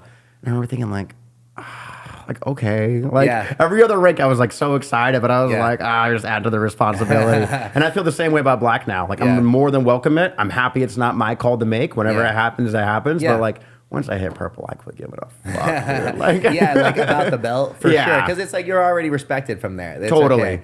Because it sucks when you're a white belt. You know, like I'd say it maybe takes like what 2.5 years to get a blue, and you're 2 years in. You've been doing this for a long time, showing up consistently, and like when someone asks what rank are you, oh, I'm still a white belt. Yeah. And if there were more belts, in no world would you still be a white belt. Yeah. And then it sucks too. Like, you know, this is how I felt at blue. Like here you are 3 years deep at blue. And it's like, oh, you're still a beginner rank. And, you know, and so it's kind of like all right, I'm in the club once you get purple. Exactly. Yeah. Although I do feel like the belts like fuck with your head a lot more than maybe they should. Because like, well, for one, like no other martial art has belts, or like very few of them. Like it's not like boxing has. Oh, like combat sports. Yeah. It's not like boxing has belts. Yeah. Wrestling doesn't have belts. You know, like people just get better, and like, and then that's what it is. I'd be curious to like what jiu-jitsu would be if we did, because on one hand, I really do like the belts. It's like recognition of like the time you put in, like the skill level you're at, but you know, it's also extremely subjective and very. And also too, it's like kind of the opposite of the most respected, least expected. The more advanced you get, the more expected you are. Sure. You go to an open mat, that blue belt better not fucking pass your guard. Better not. That purple belt who's fucking getting after it, he's not doing shit. Yeah. You know, and it's like, and it's probably good to have, because like I try to maintain that mentality where it's like you're not gonna like do any jujitsu to me if you're like, unless you're like a legit black belt. I'm trying to like not let anything happen. Yeah, but to double down on what you were saying, like to any other, how do I put this, legitimate combat system, right? Like I'm going to kind of talk shit on Taekwondo, if you will. Yeah. Like out of any other legitimate combat system, there aren't belts. But I mean, I like that there are belts, you know? Like I know Jiu-Jitsu isn't like when we think like martial arts, you think like Aikido, Taekwondo, like Jiu-Jitsu is kind of like in a class of its own, because it fucking works. YouTube it, you know, like all the old, you know, Gracie tapes and whatnot. But it is funny because, you know, you and I both know, like, we see it. There's certain athletic blue belts that'll run circles around brown belts. Or, like, when I was a blue and purple, I tapped multiple blacks. You know, like, granted, they're older, not as good shape. But, you know, like, as, which Gracie said it. Hicks and Gracie said, I think it was him, the belt only covers 2 inches of your ass. You have to cover the rest, you know? Exactly. Yeah, I don't know. It's like, I do like the belts because they're cool. But, like, there's like legit martial arts, and this is what I was gonna say before. It's like there's like all the martial arts, and then like some of them are probably like the most legit. 100%. You know, like I don't know, like probably Muay Thai, Jiu-Jitsu, wrestling. Can't go wrong. Some of those are like probably some of the best bases. Whereas like Aikido, like it's like unless you see someone in the UFC pulling it off, like get the fuck out of here. Which like Tony Ferguson was like apparently like. That was a big part of his game before. 0-7 now. No, I'm kidding. He whooped my ass. I should have talked shit, but there's a better argument to make before this 0-7 run. Yeah. No, and I know a lot of guys come from like a traditional background. Maybe they started, like, I know George St. Pierre started with Kinkishuin, if I'm probably mispronouncing that. Huh. You know, and then maybe they segued. Is that like what, like Bruce Lee's thing? I think his was Jeet Kune Do. Oh, I could be wrong. Yeah, no, I think Kirsten was like another like type of karate. I think it was some like karate expert that like branched off and do his own thing. I could be totally wrong. Where's Jamie? But you know, like Jamie, pull that shit up. No, but I'm right there with you. Like, there's only like a handful of legit ones. Like, the way I put it when I talk about fighting to people who know nothing about fighting, I'm like, unless you see someone pulling it off in the UFC, chances are it's not legit. Yeah. You know, because like Taekwondo, if you watch it in the Olympics, they stand completely on their side. You know, like the outside of their thigh is like completely exposed, and like that completely works completely. Like you're turned away, and it's like, well, that stance works when you're fighting its own stance. You know, like in a legitimate scenario, someone's just gonna blast that leg with kicks or just take you down. Although you know? Wonder Boy basically stands in that He does. stance. Yeah. Although he's the only one. You know, I think there's always going to be exceptions. Yeah. You know, but for like the most part, like. And there's probably times that legs got eaten up. Has it? I not that I could think. I mean, I'm sure he's caught plenty of leg kicks on his way up. You know, but you know, hey, I doing something rather than nothing, I respect. But like, I don't know how someone in this modern era could go do like fucking Kempo or something with Jiu-Jitsu out there. Like the proof is in the pudding. Yeah, exactly. You know, I think actually a lot of the most like up and coming MMA like people who are successful, it's like they've been doing MMA for their like the whole time. It's not like they've been doing any sort of specialty. Like that, I think that is like almost the future of like mixed martial arts. I think we're already seeing it. Yeah, is the complete mix of it all. You know, is like standing in a stance that's going to defend a takedown and, you know, defend leg kicks. Totally. And like to kind of piggyback off that, I think we're starting to see like the evolution of the meta game within MMA. You know, MMA like 5-10 years ago, people would play guard. Now, turtle up and stand up, expose your back. Didn't BJ Penn used to jump guard? Him and Diaz, I've seen him pull before. Jump guard. Which, like, crazy? Unless it's Ryan Hall, I don't know anyone else doing that. Yeah, you know? I couldn't imagine. I mean, you could be a really good. You're like fucking Charles Oliveira. I wouldn't want him to jump guard. I wouldn't want to either. You know? Yeah. So it's interesting how that meta game will evolve as well. Yeah. I feel like there's another big point I was going to make. Oh, well. Anyways. No more fights, I think, the rest of the year, right? I think we're up for the rest of the year. Fuck. I know they announced some cards for some fights for 300, though. I know. Yeah, I saw Dana make an announcement. Yeah. He was just like doing a post, though, looking at his face, so I didn't like get like a whole breakdown. Yeah, I think Yuri's fighting someone, that 205 guy. Plank Switch. Yeah. I don't know how to pronounce his name. And I know Bo Nickel's on the card, too. Yuri, I think, is fighting that yoked ass dude that was on a sick run until he fought Izzy. Yes, I know who you're talking about. Yeah. Like his name's like Baricha something. Something Eastern European or something. No, he's Brazilian. Yeah. Is he? On Instagram, it was like he fought at 185 forever. I'm pretty sure. There's someone screaming, listening to this, like, this person. I'm pretty sure. You know the guy that like he was undefeated, Izzy was undefeated, then Izzy just rolled through him. The guy just looks like he's like fucking carved out of marble. Yeah, I forget his name. Fucking Paulo Costa. Is he fighting Paulo Costa? I don't think so. No, I could be wrong. I feel like that. Maybe I'm just like getting it wrong. I could be wrong too. And I know Bo Nickel's on the card. He's fighting a guy who has like an even win-loss record in the UFC for the most part. It's exciting to see where he'll go because he's like pretty untouchable. Yeah, right. You know, but the second you go into like the ranked territory, whole different world. Exactly. You know? Who's he fighting next? Do you know? I don't even know his name. He's like 10-5. Interesting. A UFC vet. He's fought like at least 4 or 5 times in the UFC, but. I mean, I don't see Bo's on a sick run. I'd like to see him like fight a top 10. I'd love to see it happen. He'd be a really good wrestler too. I don't think he'd be.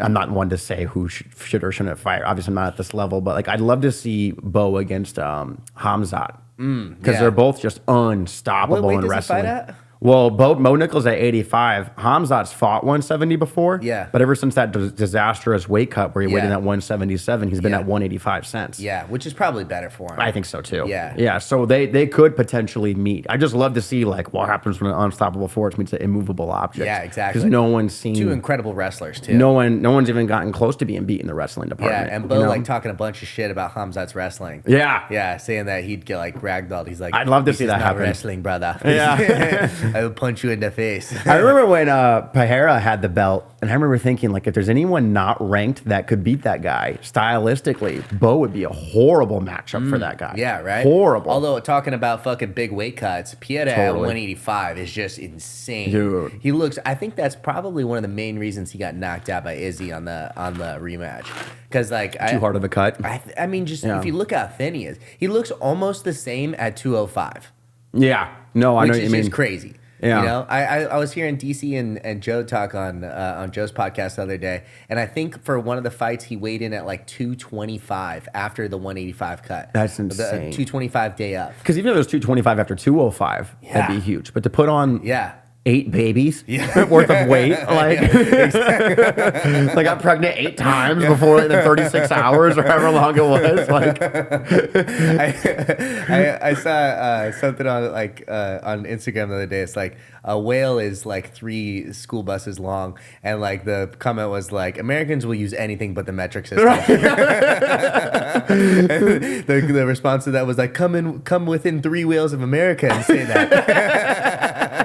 Oh, I love it. Yeah. Oh, that's awesome. But yeah, and that's just an insane amount of weight to cut. Have you ever done like a big like water weight cut before? You know, no. I think the biggest would, and this was almost like accidental, was like, because my goal is to usually not do any sort of water cut. Sure. Like like I've done it before where I think I had to like sweat the night before, and it's just not my ideal. You know, I've got a job that like is the biggest focus of my life, or one of the biggest. And so it's like, I try to compete at my natural weight, but for ADCC, there's not a great weight for you're for in like the middle of something, I take it? Like I'm naturally like low 180s, and even for the opens, which they like have like add more weight classes to, it's either like, I think 185 or 188 or something, which is like, I can just make naturally not eating healthy. And, people are doing big cuts to that. So I'm pretty small for that weight class. Yeah. Or do 77 kilos, which is 167 pounds or 168 pounds. Yeah. Now that, it takes me like getting a little bit lighter too. So if I maintain a very strict diet for about like 3 weeks, like 3 weeks to a month, I'm like low 170s. I gotcha. And so from there, like, I'll do usually like, and they do day before weigh-ins. So typically what I'll do is that's like, nice. So typically what I'll do is like, I'll get low just from keeping a strict diet, and then do a hot yoga the day of. And like, I sweat so fucking much. Yeah. Like, I can sweat like 5 to 7 pounds of liquids out just on a normal workout, whether I'm like doing anything. Just so a 90-minute yoga, I'll sweat that much out. And in ADCC Chicago this last time, I woke up, I think 171. I got to make 167.8 or something like that. And, if the liquid you drink throughout the day is like holding on and like you're doing that. So, and I was kind of not being, I'm like, well, I'm going to do yoga later, and we were going to do 2 in a row. So we're for sure good. And so I'm drinking, I have like a latte, like a couple waters. I'm drinking liquids, and I'm kind of unsure because we left the hotel like what exactly my weight is. I go to the yoga. We do this like hot yoga. We do 2 classes in a row, and I did this thing where like I wrapped around my stomach. Okay. I don't know what it's called. It's like to lose belly fat, I think, is like the purpose of it. Does it make you sweat more or something? You sweat more. Okay. You rub this shit on you. Albaline? I think it's called like sweet sweat or something. Oh, okay. Gotcha. But it's probably the same thing. I imagine it just makes you sweat, like opens up your pores. Yeah. And then it's like this plastic thing you wrap around your stomach. Do 2 hot yoga classes in a row, and like I felt so fucking drained. Like I felt like awful. They were giving out kombucha like afterwards, and I knew I had to wait. And I'm like, I'm drinking this and like drinking a little bit, but I was like, for the most part, trying to not like drink anything. The fucking Uber takes like 45 minutes to get to us. Like 3 different people cancel on us, and like we're in like the city of Chicago, like just fucking tons of people everywhere, and we gotta like drive like basically like 20 minutes outside the city to go to the high school that it was at. I get there and I weigh in at 162. Oh wow, way overcorrected. Wow, yeah, damn. So I think probably just because I haven't done like water cuts, I don't know like the protocol. Yeah, you don't have the ritual down. Yeah, I'm not like I'm not fine tuned with what my body does like in in these situations. So that would say would be my biggest water cut. Yeah, and but yeah, it wasn't intentional. Yeah, going that much. Yeah. How about you? I know you did that one. Like, I did one. Yeah. It was my first blue belt tournament after the break from when I was like a teenager doing jiu-jitsu. I was like, all right, I gotta come back in strong, Yeah. So it was a naga, of course, nothing crazy, but they let you weigh in. The one you got to take the most seriously. Oh yeah, absolutely. But it was they did weigh-ins the day before, so I'm like, and it was kind of, it wasn't necessarily just for the match. It was also kind of like, all right, let's see what happens. Like, this is going to make for a good story. Hence what we're talking about right now, right? And so at the time I weighed 193, and I cut down to the 170 class, water weight. Wow. Yeah, so essentially Like you were a lean 193. Oh yeah. Yeah. I had abs at 193. And so essentially 7 days out, I cut out carbs. And I didn't measure it, but I made like a cognitive effort to avoid sodium. And then days 6, 5, and 4 out, I would drink 2 gallons of water a day. And I guess like the idea is it's called like water loading. You drink so much water that your body kind of like freaks out and pushes it all out.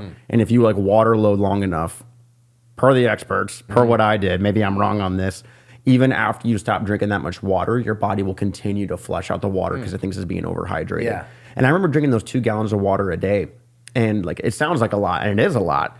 I would finish the day thirsty. And I think it's because like I was getting like borderline, like I think anemic is the term, where you're like flushing out everything. And so even after the 2 gallons, I was still thirsty. It was just too much. Because actually, if you just drink water, like you should have like electrolytes or salt or something that's Totally. like, like maintaining the liquid inside you. Yeah, you'll get overhydrated. And so anyway, you'll get overhydrated to the point where you'll get dehydrated. Yeah, because you're peeing it all out. And Right. You're peeing out all your the sodium and electrolytes, like you were saying. Totally.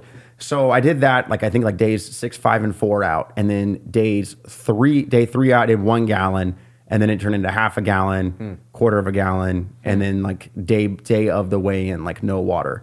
And then the day before the weigh-in, I think I was like 188. No, I was like 85. So I still have 15 pounds to go. Yeah. So the water load did something, Yeah. but it didn't get me where I needed to be. So I took Albaline, like it's the stuff you rub on your body. I think it's like a makeup remover, and it opens up your pores more. And then I took the bath. I had a bathtub, and I got it as hot as I can stand. And I put like a shit ton of Epsom salts and alcohol in it. And I got, from what I saw online, it helps you sweat. And I would basically just stay in there as long as I could. And then when I get out, I wrap myself up in towels to keep promoting the sweat. So the day before the weigh-in, I got down to 177. And then the day of the weigh-in, I was trying to time it because I didn't want to be like miserable, like all day waiting just to weigh in. So I was like, all right, I'll wake up and cut the remaining 7 pounds. So I went to bed like super dehydrated. My resting heart rate was like 90. I probably didn't know what I was doing, like trying to fall asleep. Yeah.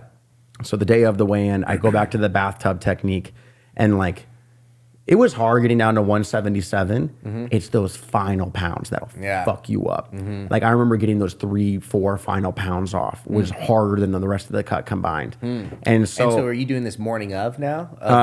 Morning of the weigh-in. Yeah. And then the match is the next day. Yeah. So I cut down. My scale said I was 170. I had my boy drive me to the weigh-in. I couldn't even like drive.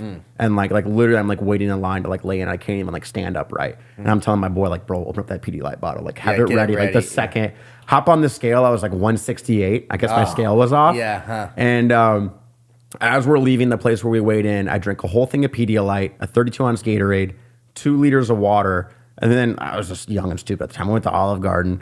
I got like 4 glasses of tea, 2 glasses of water. Nice. I only peed once that night. Oh, wow. Your body just soaking that shit out. Soaked it all up. Next day, I woke up at 188. Wow. I put back on like 18 pounds. That's crazy. Technically 20 pounds, right? I guess the scales were off maybe 18. And, but even though I put all this weight back on, it felt like I was getting over the flu. Like my body wasn't recovered. And I literally didn't snap out of it until like 10 minutes before my match. Wow. But my opponent... even now it's just like adrenaline. Like it could have just been that. And my opponent did not cut weight. And I got a submission in 40 seconds. So. He was like a much smaller person. Much smaller person. Like you could tell he wasn't even big for 170. Oh, no. And here I am, this guy cutting from middle heavy all the way down to here. He's like, I don't want to do 155. I'll just weigh in at 160. Right. Here I show up like, hey, man. 190 later. But, you know, like, I don't think I'd ever do something like that ever again. Yeah, you know, like, you know, if it was like my career or something like that. Totally like, different. Yeah, MMA is totally different. But yeah, I'd rather just compete like closer to natural weight. You know, like if we have like nutritionists we're working with, different story, right? Yeah. But even now, like I can make the 181 class. I did my brown belt debut, if you will, at 181. And I lost like 3 or 4 pounds of water weight because it was a morning of weigh-in. Match wasn't until like 2 p.m. And even that caused me to cramp up. So I'm right there with you. Like, I'm not down to play any hydration game. Yeah. You know, sign up soon enough. Keep your natural weight in check. Yeah. Because you could be the bigger guy, but if you gas, it really doesn't matter. Mean anything. You know, like... Especially with the IBJJF, too. You weigh in, like, fucking 20 minutes before you're on the They mat. literally walk you over. Yeah, exactly. So it's like, it's not... I mean, you can't. You got to weigh in at a more natural weight. Totally. Which, by the way, like, actually, this one that I just did, the guy right in front of me weighed in And you could just tell he was in like a bad mood, like walking up. Not even a bad mood, just like a mopey, like just a little out of it. Yeah. Stepped on the scale, 3 pounds over. Oh. Like, what do you even think, bud? Yeah, I traveled all that way. Yeah. You know, I did Nogi Worlds at Blue Belt. I think it was just Issa and I. And I've never seen a grown man cry so hard in my life. Really? There was a black belt who missed weight by a pound. Wow. I've never it's immediate disqualification. Immediate. No redo. Yeah. No, Which nothing. is kind of dumb because there's a fucking, like, if you do miss it, there's a fucking test scale. At everyone I've been to, there's a test scale like in the middle before you actually even the get local in the tournaments. Yeah, so fucking weigh yourself, get to the mat early, weigh yourself, and then sweat if you need to. Totally. Yeah, when it comes down to the whole weight thing, I think like the most important thing when it comes to competing is technique, right? Yeah. Technique is king. There's guys in their mid-40s that could beat my ass because their technique is so much better, right? And then I would say number 2 is probably cardio. Like I would say size is at least number 3, if not further. I'd say in front of, behind those two. Those are very important. Like technique, first and foremost. There's nothing that's going to beat technique. 100%. Unless there's a massive weight difference. Right. A massive size difference. But I think the size difference between like the person who cuts for it and the person who makes the weight is not that. It's not going to be like enough of a deal breaker, I would think. If they're within 10, 15 pounds of each other, the person with the better technique and cardio is going to win. 100%. Yeah. If they're within, if it's a 50-pound difference, now that size is like a huge factor. Totally. We're talking about you, Alex. Alex is a big motherfucker. Big guy, man. Yeah, and he he's puts good that too. Weight down on you. Yeah. It's good. He's doing competitions and stuff too. Yeah, he had a big win at the Masters Cup. Yeah. Awesome. I don't want to name drop in case anyone's listening, but this guy who's like 6'5", huge yoked dude, trains up like Prescott or something like that. Wow. I've never seen the guy lose, and Alex took it to him. Oh, awesome. Yeah, good for him. That's really good. Yeah. Yeah, that was a big win. Maybe that weight was working for him because I thought, or we were thinking for a while, like if he could just get down to the weight 222, class. I think it is. Is that what it is? I like think the highest? 222. Yeah, okay. Because he was down, I think, like 240-ish at one time, but embrace it. Yeah. I think that's what he's doing. He said that because he lost a ton of weight when he first started, and then has gained it back and is now just kind of staying back over there. Yeah, I gotcha. Yeah. Do you? How many different classes have you competed at? Weight classes? Mm-hmm. The lightest I'd say is the 68. Yeah, and then the heaviest 81. Like, I mean, I do absolute. Yeah, but I think the heaviest, like where you weigh in, is 85. I think. I gotcha. Yeah, because I've done at brown belt, I've done all the way down to 181 and then all the way up to 208. Oh wow, and that's a big difference. It totally is, and I feel most comfortable at 95. I did like a whole year at 208.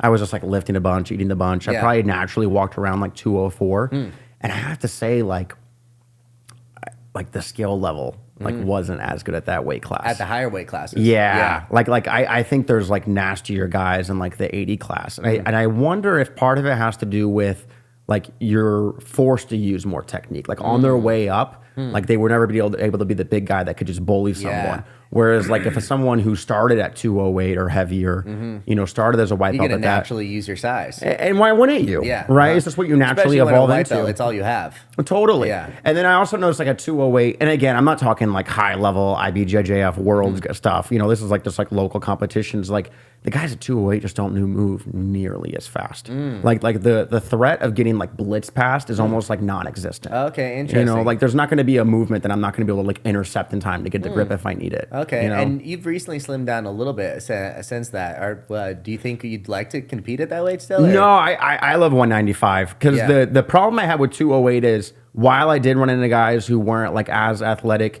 the top tier within that division are. Yeah. And so there was this guy who was built just like me, but just 2 inches taller and like that much broader. Yeah. And I don't think he blew me away in skill level necessarily.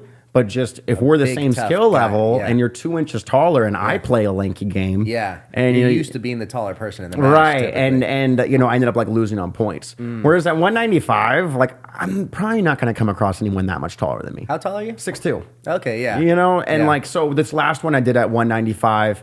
And like I had a perfect weight cut, weighed in with just a pound to spare. Everything went right, and I shined. It was perfect. Yeah. You know, Nice. I don't think 181 is worth the squeeze it takes to get down there. I think Yeah. I'd take a cardio hit. And then 208, God forbid there's a monster in there. It's just not worth it. Whereas I know I'm the monster at 195. Yeah, exactly. Yeah. Yeah, I feel really good at most of the weights. I do feel big at 167. Like I just feel like I'm pretty big for that. Although it's like I'll roll against people and it's like I'm, you know, probably out of all my matches, I'm like maybe half the time I'm taller, half the time they're taller. So Yeah. it kind of depends. I mean, there's plenty like I'm like pretty thick too for my height. So Yeah. but yeah, I feel really good at that size. Yeah. Yeah. Do you come across a lot of lanky guys in that class? I do, yeah. Yeah. Uh-huh. I think just in general, there's like a lot of lanky people in jiu-jitsu. Do you think you do better against like certain body styles? You know, it's a good question. You know, I'm not totally sure. I think it just depends on the person. I think it's more about the technique than the body style. Sure. Yeah. Because I don't think I necessarily feel great on because of particular body styles. I gotcha. I've noticed something, and maybe this is something I'm getting in my own head about. Like, not by a large margin, but like I do have a winning record all in all. Again, not by like a huge margin, but I've never beaten anyone taller than me. And maybe I psych myself out on it, but like I just noticed like if Maybe they start. maybe noticing that in the first place has fucked you up. Maybe. Yeah, you're like, fuck, he's taller than me. I know, here we go. And then there's another one. I've never beaten a Brazilian. Oh, wow. Yeah, I've gone up against like 3-4 Brazilians, never beat one of them. Oh, interesting. And so it's like, if there's ever a taller Brazilian, I'm like, fuck. Like kryptonite. I know, it's here. Yeah. How funny. Wow. You got to go against like some tall Brazilian who's just a fucking fish just to like build up the confidence. Gotta go seek them out. Yeah, I know, because I always like the short dudes who are like kind of stocky. I've always feel like I do best against those like guys. You go against that, huh? Yeah, because like I get the guard going and start stretching them out. Yeah. You know. Oh, that is an interesting point. I think like with you being like long, playing that like collar sleeve guard, it makes it tougher because of like how much distance you have and like how much you're pulling far apart. I get way more torque on it. Yeah. Yeah. Yeah. So. Yeah, I'd say like honestly, like maybe even like the real short, small, stocky guy. That's might be like some of the toughest. Yeah, for like a Beto, if you will. Yeah, yeah, because like usually pretty tough to sweep. Usually like a decent wrestler where it's like getting underneath them is tough. Yeah, but in general, I think it just depends more on the person than the body style. Totally. Yeah, I totally hear you on that. Yeah. When's the next competition for you then? Competing in? Yeah. Probably Tap Cancer Out. And, I signed up for that one too. Are you? Nice. Hell okay, yeah. Cool. I haven't signed up yet. I need to sign up. Okay, hell I'm yeah. signed up for West Coast Trials. That's the only one I'm signed up for in the new year. But I think probably that one. I haven't checked, but I'd like to do one in January. I'd like to do one every month. So when's the trials? March, end of March, I think. And is it here in Arizona? In Vegas. Oh, nice. That'll be good. And now, the stupid question. I'm pretty sure I know the answer to this. Trials means if you win that, you go to the full-blown ADCC. If you win, automatic invite to ADCC. And I feel like just getting to ADCC is kind of like just getting to the UFC. Like that alone is a huge accomplishment. It means you're like top 1%. Yeah. Yeah, it's massive getting there. I take it that's a fat bracket. Oh, huge. Yeah. Especially like we were talking about like weight class, or actually I thought about it, I didn't bring it up. I was thinking like as because you said skill level might be better like on lighter weights. I think there's just more people once you get closer to like around like my weight class, like around like 175. I'd say is just the most average person. Just in general, like as far as total population, probably majority of males that are in shape are around that. I would that agree. Weight. Yeah, that's just like an average size. So therefore, like, the biggest bracket, the most people. So they cap it at 154 people. East Coast Trials, my 77 kilos. Filled up with 154 people 3 months prior to the tournament. Shit. Yeah. So let me do the math in my head real quick on that. So 150. Yeah. So then 75 after the first round, and then like 38 after the second, and then 19, 10, 5, 2. You're looking at least 7-8 matches then. I want to say it was 9. That's wild. Yeah, it's either 8 or 9. Yeah, 8 or 9 matches till gold. That's a crazy amount. One thing good about trials, it's across 2 days. Oh, that's nice. Yeah, so that makes it a lot better for yeah, sure. because that's a lot of matches in one day. Yeah, exactly. But I mean, like, I think, Like with a lot of these opens, there will be like 70, 100 people in my bracket, which is like I think 6 at least. And at the trials, I know it's as long as you meet the weight class, there's no other like belt restriction or experience restriction. But at the opens, there is, correct? Correct. Yeah. So at the opens, they do beginner, intermediate, advanced. So not necessarily by belt, but like whatever you. How long you've been training? Yeah, exactly. And if you feel like you fit into those weight classes, although they're extremely strict about sandbagging. If you're thought to be sandbagging, you're banned from events immediately. Like forever? Forever. Wow. Yeah. So if you're like a brown or black belt who signs up for intermediate. Yeah, you're fucked. You're out. Yeah. Rightfully so. Yeah. It's like, sign up for the correct weight class or correct skill level. But trials is just, whoever thinks they can fucking send it. Fucking go for it. Yeah. Can't win if you don't play. Yeah, exactly. Yeah. That'd be huge. Yeah. Like just to even podium on that would be huge. Yeah, exactly. It's huge. And that's the crazy thing though, too. You could get second place and it's like you're, top 2 in the most depth, most like one of the most difficult competitions you could possibly sign up for. 100%. But no ADCC. And now ADCC itself, like the actual event, it's a 16-man bracket, I believe. I think so for each, And then from what I heard, and this is from like the last ADCC or even the one prior, I believe 8 of the participants per each bracket come from trials, and then the other 8 are invited. That's a good question, honestly. So I know there's East Coast, West Coast, like European, and I think Asian, and I'm trying to think what other trials there are. So it might be, it's definitely 4 people from trials, but I'm not sure what other trials there are. Maybe I know, there's 8 like, total trials. Because I would imagine if you won the prior year, you would get an invite back without having to compete. Yeah, there's a lot of people who are part of it who don't compete in the trials. Like Gordon Ryan wouldn't need to win a trials. Invites. Yeah. Yeah, exactly. And I also would like to think, I'm just talking shit up my ass here, but like I'd also like to think maybe if you even won silver in ADCC, I'd say probably, if you medal, at the top and then like 3. if you go to IBJJF No-Gi Worlds and take your bracket and the open, like maybe that would warrant an invite. But I know from what I remember the last ADCC though is that they don't guarantee shit. No, yeah. Like if you want to guarantee a spot, you better go win the trials. Yeah, exactly. Yeah. Like there's I like even if you're doing a lot of big shit in IBJJF, like unless you're like Tynan, Dalpra or something, unless you're doing that level of big shit, good luck just getting an invite without doing any ADCCs. Totally. You should probably be like doing all the. You probably got to win trials to do the only way to guarantee it. Yeah, for sure. Yeah. Wild. Yeah. Do you think like the IBJJF no-gi scene is going to kind of like, I think it already is seen as like a lower tier compared to ADCC. Like if IBJJF wants to remain relevant, do you think they'd have to go all in with the gi, do away with no-gi? Because ADCC, I'm not even a huge no-gi guy. And I just know that's like the cream of the crop when it comes to no-gi accomplishments. For sure. Like if you win an ADCC medal, the actual, that's the Olympics of Jiu-Jitsu. 100%. I don't think there's any higher accolade you can win. I don't think dropping the no-gi would do them any good. I don't know. I think it's just ADCC is maybe like perceived as giving a better product right now, and again a higher accolade, and so more people are doing it, and so that's why it's getting more popularity. Because it's like at IBJJF Worlds, I just signed up. Granted, it's brown belt, not black belt, and all expert combined. But there was like I think 38 people in my division. Oh wow!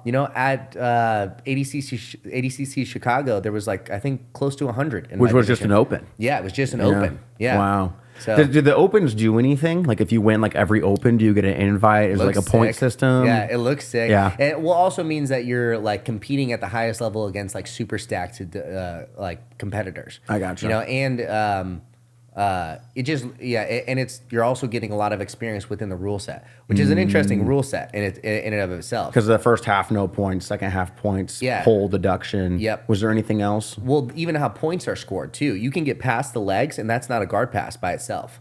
You can get completely on the side, but unless you have 75% of the shoulders pinned, that's what a guard pass is. Okay. Same thing with the takedown. You could get their butt to the mat, you could get their knees to the mat, but unless you have 75% of their shoulders pinned for 3 seconds or more, it's not a takedown. Interesting. So it's extremely difficult to score. And do they do advantages? No advantages. Interesting. Yeah. Huh. And also, too, they're much more ready to fire on like stalling calls. Yeah.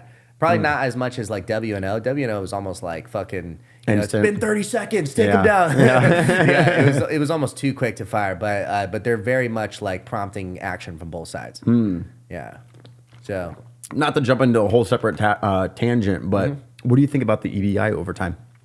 I think it's like an interesting question of what happens in a sub-only rule set, like in a strictly sub-only time limit rule set. What happens with no submission?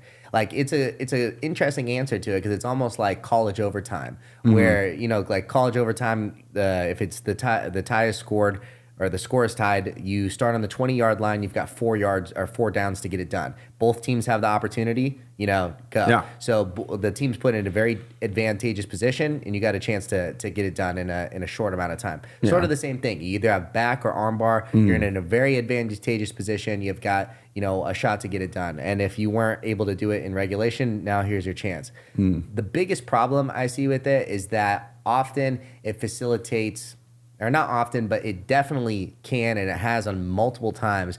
The person who wins in overtime got wrecked in regulation and would have never earned back, would have never earned an armbar position. Right, they just trained it over and over and over again, counting on making it there, and then therefore exploiting the rule set. Yeah, and maybe they got fucking absolutely worked, but avoided the submission for entire regulation. Yeah. It's like, I mean, are they the better jiu-jitsu athlete because they were able to, and maybe it's like even they escaped quicker than the other person. Yeah. Because that's what it is. It's like, if no one gets submissions they do 3 innings. If all 3 innings there's no escapes or no submissions, then it's like whoever escapes quicker. Yeah. So it's like, okay, you got out of these positions faster, but you got absolutely dominated for an entire regulation. Are you better at jiu-jitsu? Right. I don't know. You just won the game. So. Yeah. Yeah, I hear you. It's complicated, man, because like we were talking about at the very, very beginning, like you don't want to have like a no time limit. Yeah, it's not fun for anyone. Yeah, I like the ADCC system, and look, even as a gi guy who pulls guard, I like how they penalize that. Yeah, because I heard Donaher talk about it. I think it was on the first Rogan podcast, where he's like, one way to think about the IBJJF point scoring system is whoever had more points was in a more dominant position to strike. Yeah, and so it's like, well, if you pull guard, like, hey, part of the game. Yeah, I exploit it like no other. Yeah, but it's like I would never do that in a real fight. Yeah, exactly. So it's like I do like how they penalize that. Yeah, for sure. And I still pull. Yeah, so you can pull before while it's still sub only. Oh, you just can't pull during the points portion. Gotcha. Yeah. Okay, there's an avenue. Yeah, exactly. Honestly, I've been like, it's like I feel like there's just not a clear answer of like what I can come up with, like what's the best rule set yet. Because while I think the sub only like judge's decision time limit is like the best that I can see, like it was actually Nez that brought up like a really interesting point, and you said it earlier too, is that the points facilitate like some of the craziest scrambles. Oh, for sure. Because like people are fighting for their fucking life. 2 points is life and death at the highest level. Exactly. Yeah. So I mean, the scrambles that come from that is incredible. Yeah. So honestly, ADCC how they do it with like a little mixture of both, because the first half being sub only, it still allows that freedom to go for broke. Going. Yeah, go for broke. Let something happen, you get taken down, no big deal. Like you're kind of warmed up into the match, and then hopefully you just submit the guy, or like that's probably ideal for every jiu-jitsu competition. But if it doesn't happen, then now it's down to points, and now like most likely you're gonna see a for sure winner or loser. Yeah, I got you. All right, I feel like we're talking about jiu-jitsu this whole fucking time. Yeah. So I'm thinking we could. This is your show. Yeah, no, but let's steer this somewhere else. I'm thinking either God, psychedelics, or diet. Oh, okay. Yeah.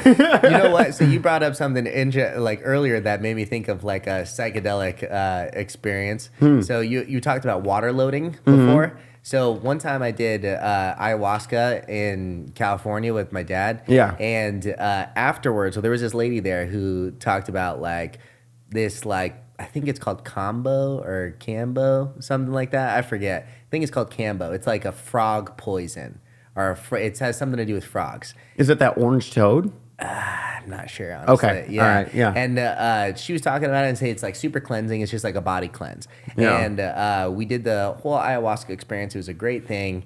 We're doing this. We're gonna go over to. She's actually gonna come over to the hotel now. We have like a hotel the next day. Nice. Do the cleansing thing at the hotel. She's like, hey, here's this like packet of info. Read it. Make sure you read it. And we're in California. We just had this like nice experience and stuff. I'm like, do I have to read it? It's like 4 pages or something. I'm like, I don't want to fucking read it. She's like, yes, you have to read it. So we didn't read it. She comes over and she's like, okay, here are your buckets like for your purging. I'm like, we're going to fucking throw up here? Yeah. And I'm like, she's like, you didn't fucking read the packet, did you? I didn't know what we were in for. And I thought it was going to be this real pleasant, nice experience. What we do, you start off by drinking an entire gallon of water within 15 minutes. That's a lot. A time clock. You could throw up off that. Yeah. Just in 15 minutes, she starts the time clock, down that fucking water. You got to drink. You down that shit. And then what she does is like burns 4 little holes on your arm, or like basically takes like, if you were to take like an inset and you know how like the one end will be like lit, she'll take like basically something similar to that and then like sting you 4 times. So you've got like 4 little burn marks on your shoulder. She'll like whip up the shit, like start like cutting it, and then it's like almost liquidy, and it's from a frog. I don't know exactly where, but it's from a frog. And then she takes a little scoop off the knife and puts 1 on first, just so you can experience it first. She puts 1 on the first burn thing, and I'm like instantly like lightheaded. Like, really? Yeah, like fucking room is almost spinning. And I just drank a ton of water too. Yeah. And like my belly's full. And then like she gives you like a second with that. I'm like, it's okay. And then all of a sudden, fucking, you know, she makes sure you like pass out or from the first one, and then does the other 3 in a row right then to each of us. It's like fucking 15 minutes of hell. Really? Absolutely hell. Like my head swelled up massive. I threw up a bunch of times. The first one was just water. Like it was like pure water because I just drank so much water. Right. The next one was orange neon, like neon orange. Like the most neon color you'd ever see. And I threw up a bunch of times. Like I had to go like get up, take a shit, come back. Like it was a horrible experience. And like I went into this thinking like, oh, it's going to be peaceful. It's nice. It was like fucking hell for like 15, 20 minutes. And then we like finally, once the bulk of it's over, like you start laying down, and I lay down, and then I feel like I just wanted to go to sleep for like a day. Like I'd been put through it. Sure. And then like within like a few minutes, it's just fucking over. And you feel completely better. So like, were you like mentally about yourself during that time?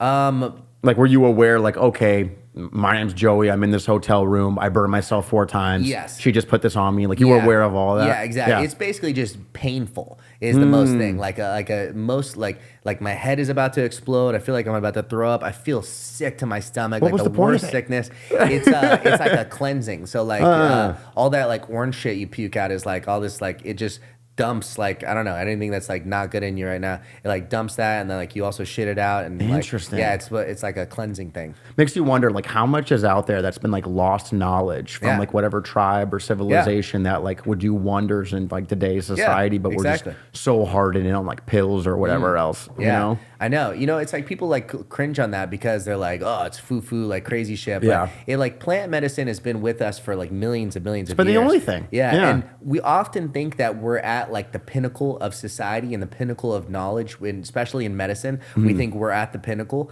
But if you just look at like historically, when they were fucking bloodletting people, they thought they were at the pinnacle at the time. You know? Yeah. Everyone thinks that because we are, in a sense, we're at the best that we've ever been. Right. But it doesn't mean that we know everything. Totally. And we could be doing things horribly wrong. Totally. You know? Totally. So like plant medicine is one of those things that's like, it's just 100% natural, and you can have such healing effects. Yeah. You know, especially like psychedelics, especially like on the mental aspect of it. Yeah, totally. Which you have quite a bit of experience with. Yeah. I mean, ayahuasca multiple times, shrooms. Yeah, shrooms, LSD.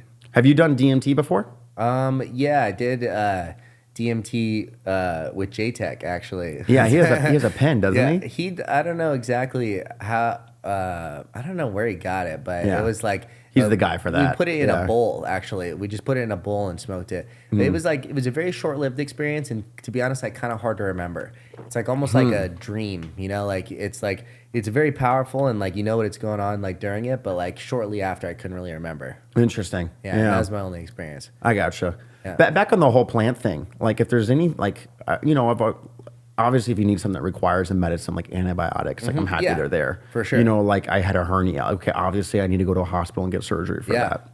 But after this whole 2020 bullshit and then this jab they're injecting in everyone, I'm just kind of like, not saying I'll never not go to a doctor again, but like last thing I ever look to do is take a medication if I don't have to take it. Like, I just don't.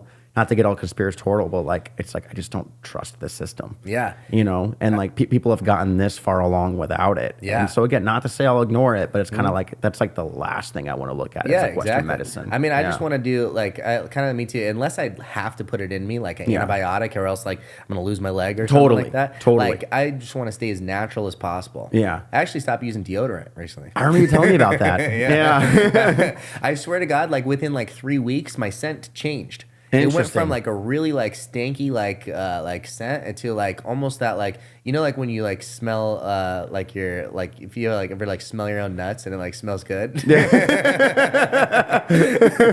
It's like it went to like a really like a much nicer scent. Interesting. Yeah, it was like it changed completely. Yeah. And do you still use like regular soap? Yeah. Well, I actually use defense soap for almost every shower. I use armbar soap. Oh, nice. Yeah, we're in the club. Yeah. Yeah. Well, I train almost every day, so it just makes sense. And I got like those fucking big gallon thing of it. Yeah. So for the first 3 weeks, though, like you definitely notice like a stink, though. Yeah, I mean, like you smell for sure, and like don't get me wrong. Even now, it's like if I go out and sweat, like I'll be smelly, but it's never like horrible. Rank. Yeah, it's never like rank, and it's like it's just a different scent. I don't know how to explain it. Like it took a little bit of time, but then like my scent changed completely. Interesting. Yeah, now like I'll smell it, I'm pretty like, nice. Yeah. Because something can have like a BO smell, but not smell horrible. It's just your natural scent to your point. Yeah. Well, and also too, I think the first one was like more like pungent. Like the original scent when I stopped doing it, it was like it just like it stings. It's like I'm not wearing deodorant right now. Like like you know, and then like afterwards it's like now it's like I don't know, it just doesn't stink like that. Yeah. Yeah. I'll have to try it because to my understanding, the not number one ingredient, the main ingredient that makes deodorant work is ground up aluminum. And it like clogs the pores. Yeah, exactly. Which can't be good. Yeah, and like that's what they say. Like your skin is your biggest organ. So like the more shit you put on your skin, it's like you got to be like most conscious about what you're putting on your skin. Yeah. So you suck that shit in.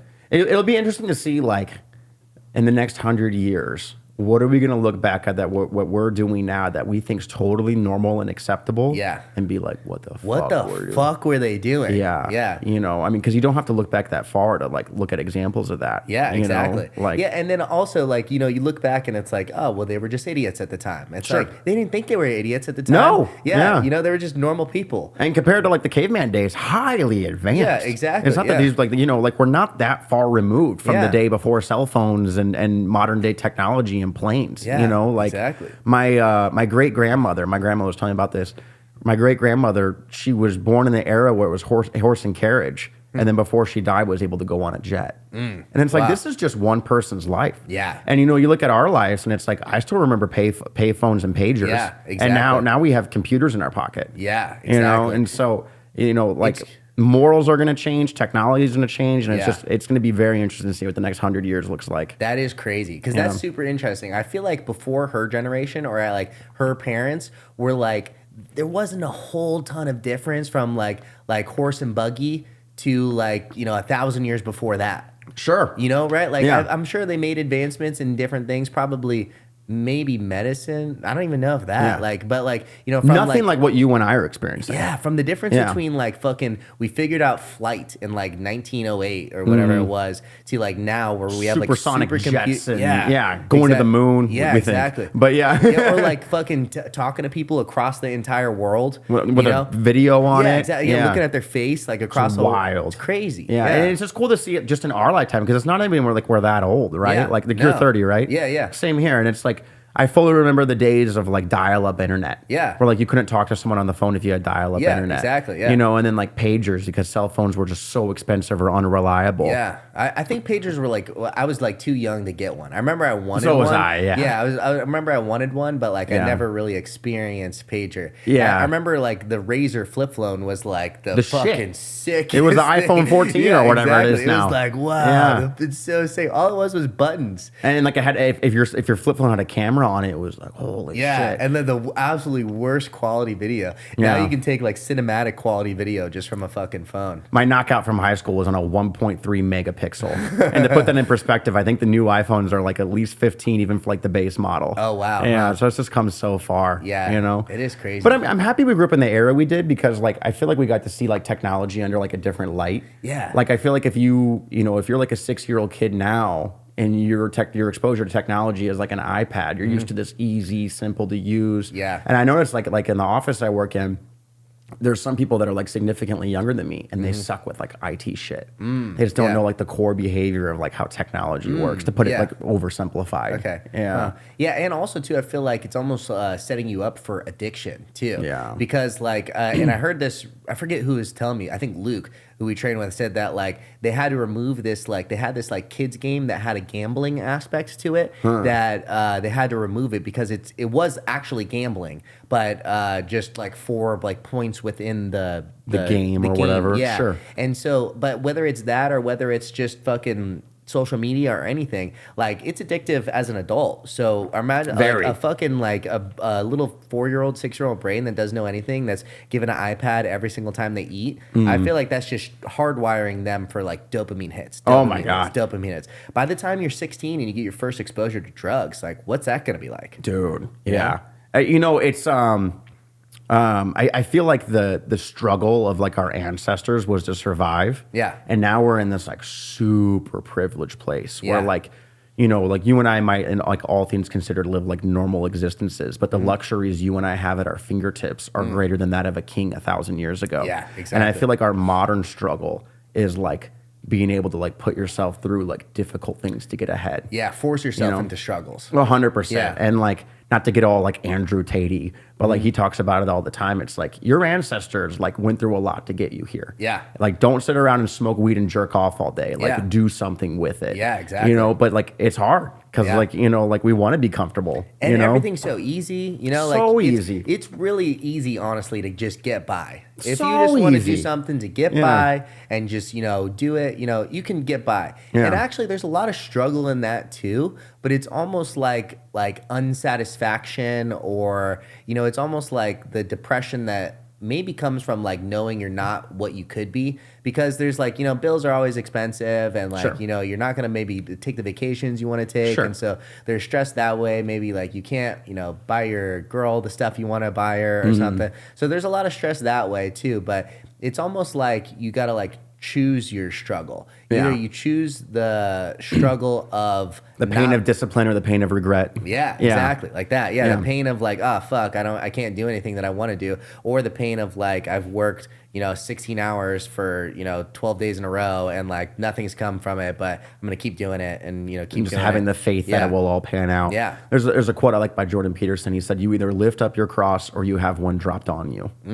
It's like just waking up every day to choose to do the difficult thing. Exactly. Because I'll be the first to admit, in my younger 20s, dude, I like worked the most basic job I could. Yeah. Had a bunch of roommates, just played video games all day.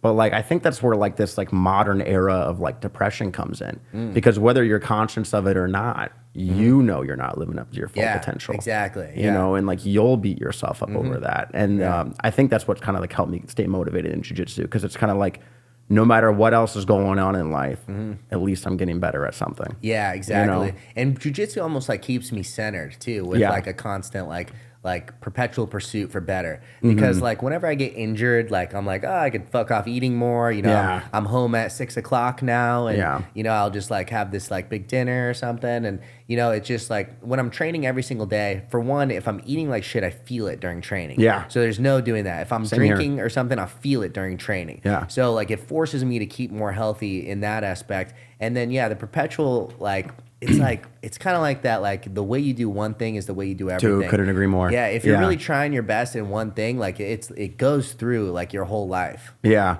It's funny. So like this last tournament I did 2 weeks ago, like the 3 months leading right up back to into it. jiu-jitsu. I know. We're trying to get away. It circles right back. but it's related to this. Like the 3 months leading up to that, like other than being like a professional athlete and quitting my job, I did everything perfect. I did jiu-jitsu 5 days a week, lifted 5 days a week, had no sugar, got over 8 hours of sleep a night, no weed whatsoever. Yeah. And then I told myself, I'm like, all right, well, if I take gold, I'm gonna fuck off that night. Nice. I'm gonna get high for the first time in 3 months. I'm gonna order a box of Crumble. Nice. And I did Crumble, you love that shit. Oh, too. I love that. I like the whole box, dude. Yeah. And so sure enough, I won. Yeah. And I was like, all right, I'm gonna go celebrate. And it's funny how that one day celebration turned into a whole week. Yeah. The pitfall of hedonism, like it's a quick downward spiral. Exactly. Yeah. You know, I think I've got a much better handle on it now, like with drinking. Like in my being 30 or whatever, but I felt like that for a long time. Is that like I could take I'll do like a 3-month sober streak. I feel like I build all this momentum in my work and everything in jiu-jitsu,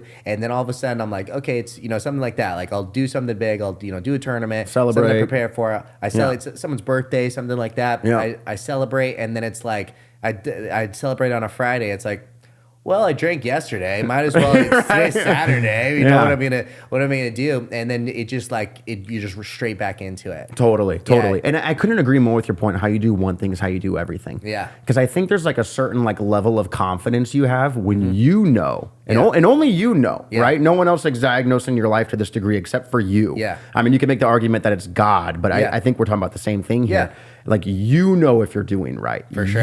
If you're putting in that full effort. Yeah. And when you can ride a long streak and keep up that momentum, it gives you I feel like a certain level of confidence. Yeah, exactly. And I don't know about you, it helps me do better in competition. Yeah, Helps me stay more disciplined. It helps me do better at work. Yeah. As soon as I fall off, everything just slopes down. Exactly. Yeah. I feel it the same way too. And it's almost like it builds momentum even when it's doesn't seem like it correlates to each other. I remember when I was bussing, I was the best fucking busser that these servers had, because they knew that oh dude, Joey's working today, table's gonna be clean, everything's gonna be on top of everything. And I just felt I don't know, I just always I don't know exactly why, but I would just always wanted to work harder. Maybe it was my own self-perception, wanted people to talk about me like that. Sure. And then I remember working at this, I'd started working at a more fancy place. I was working with this other kid, Riley, who was just the laziest piece of shit. Really? But also I worked with this guy Jose,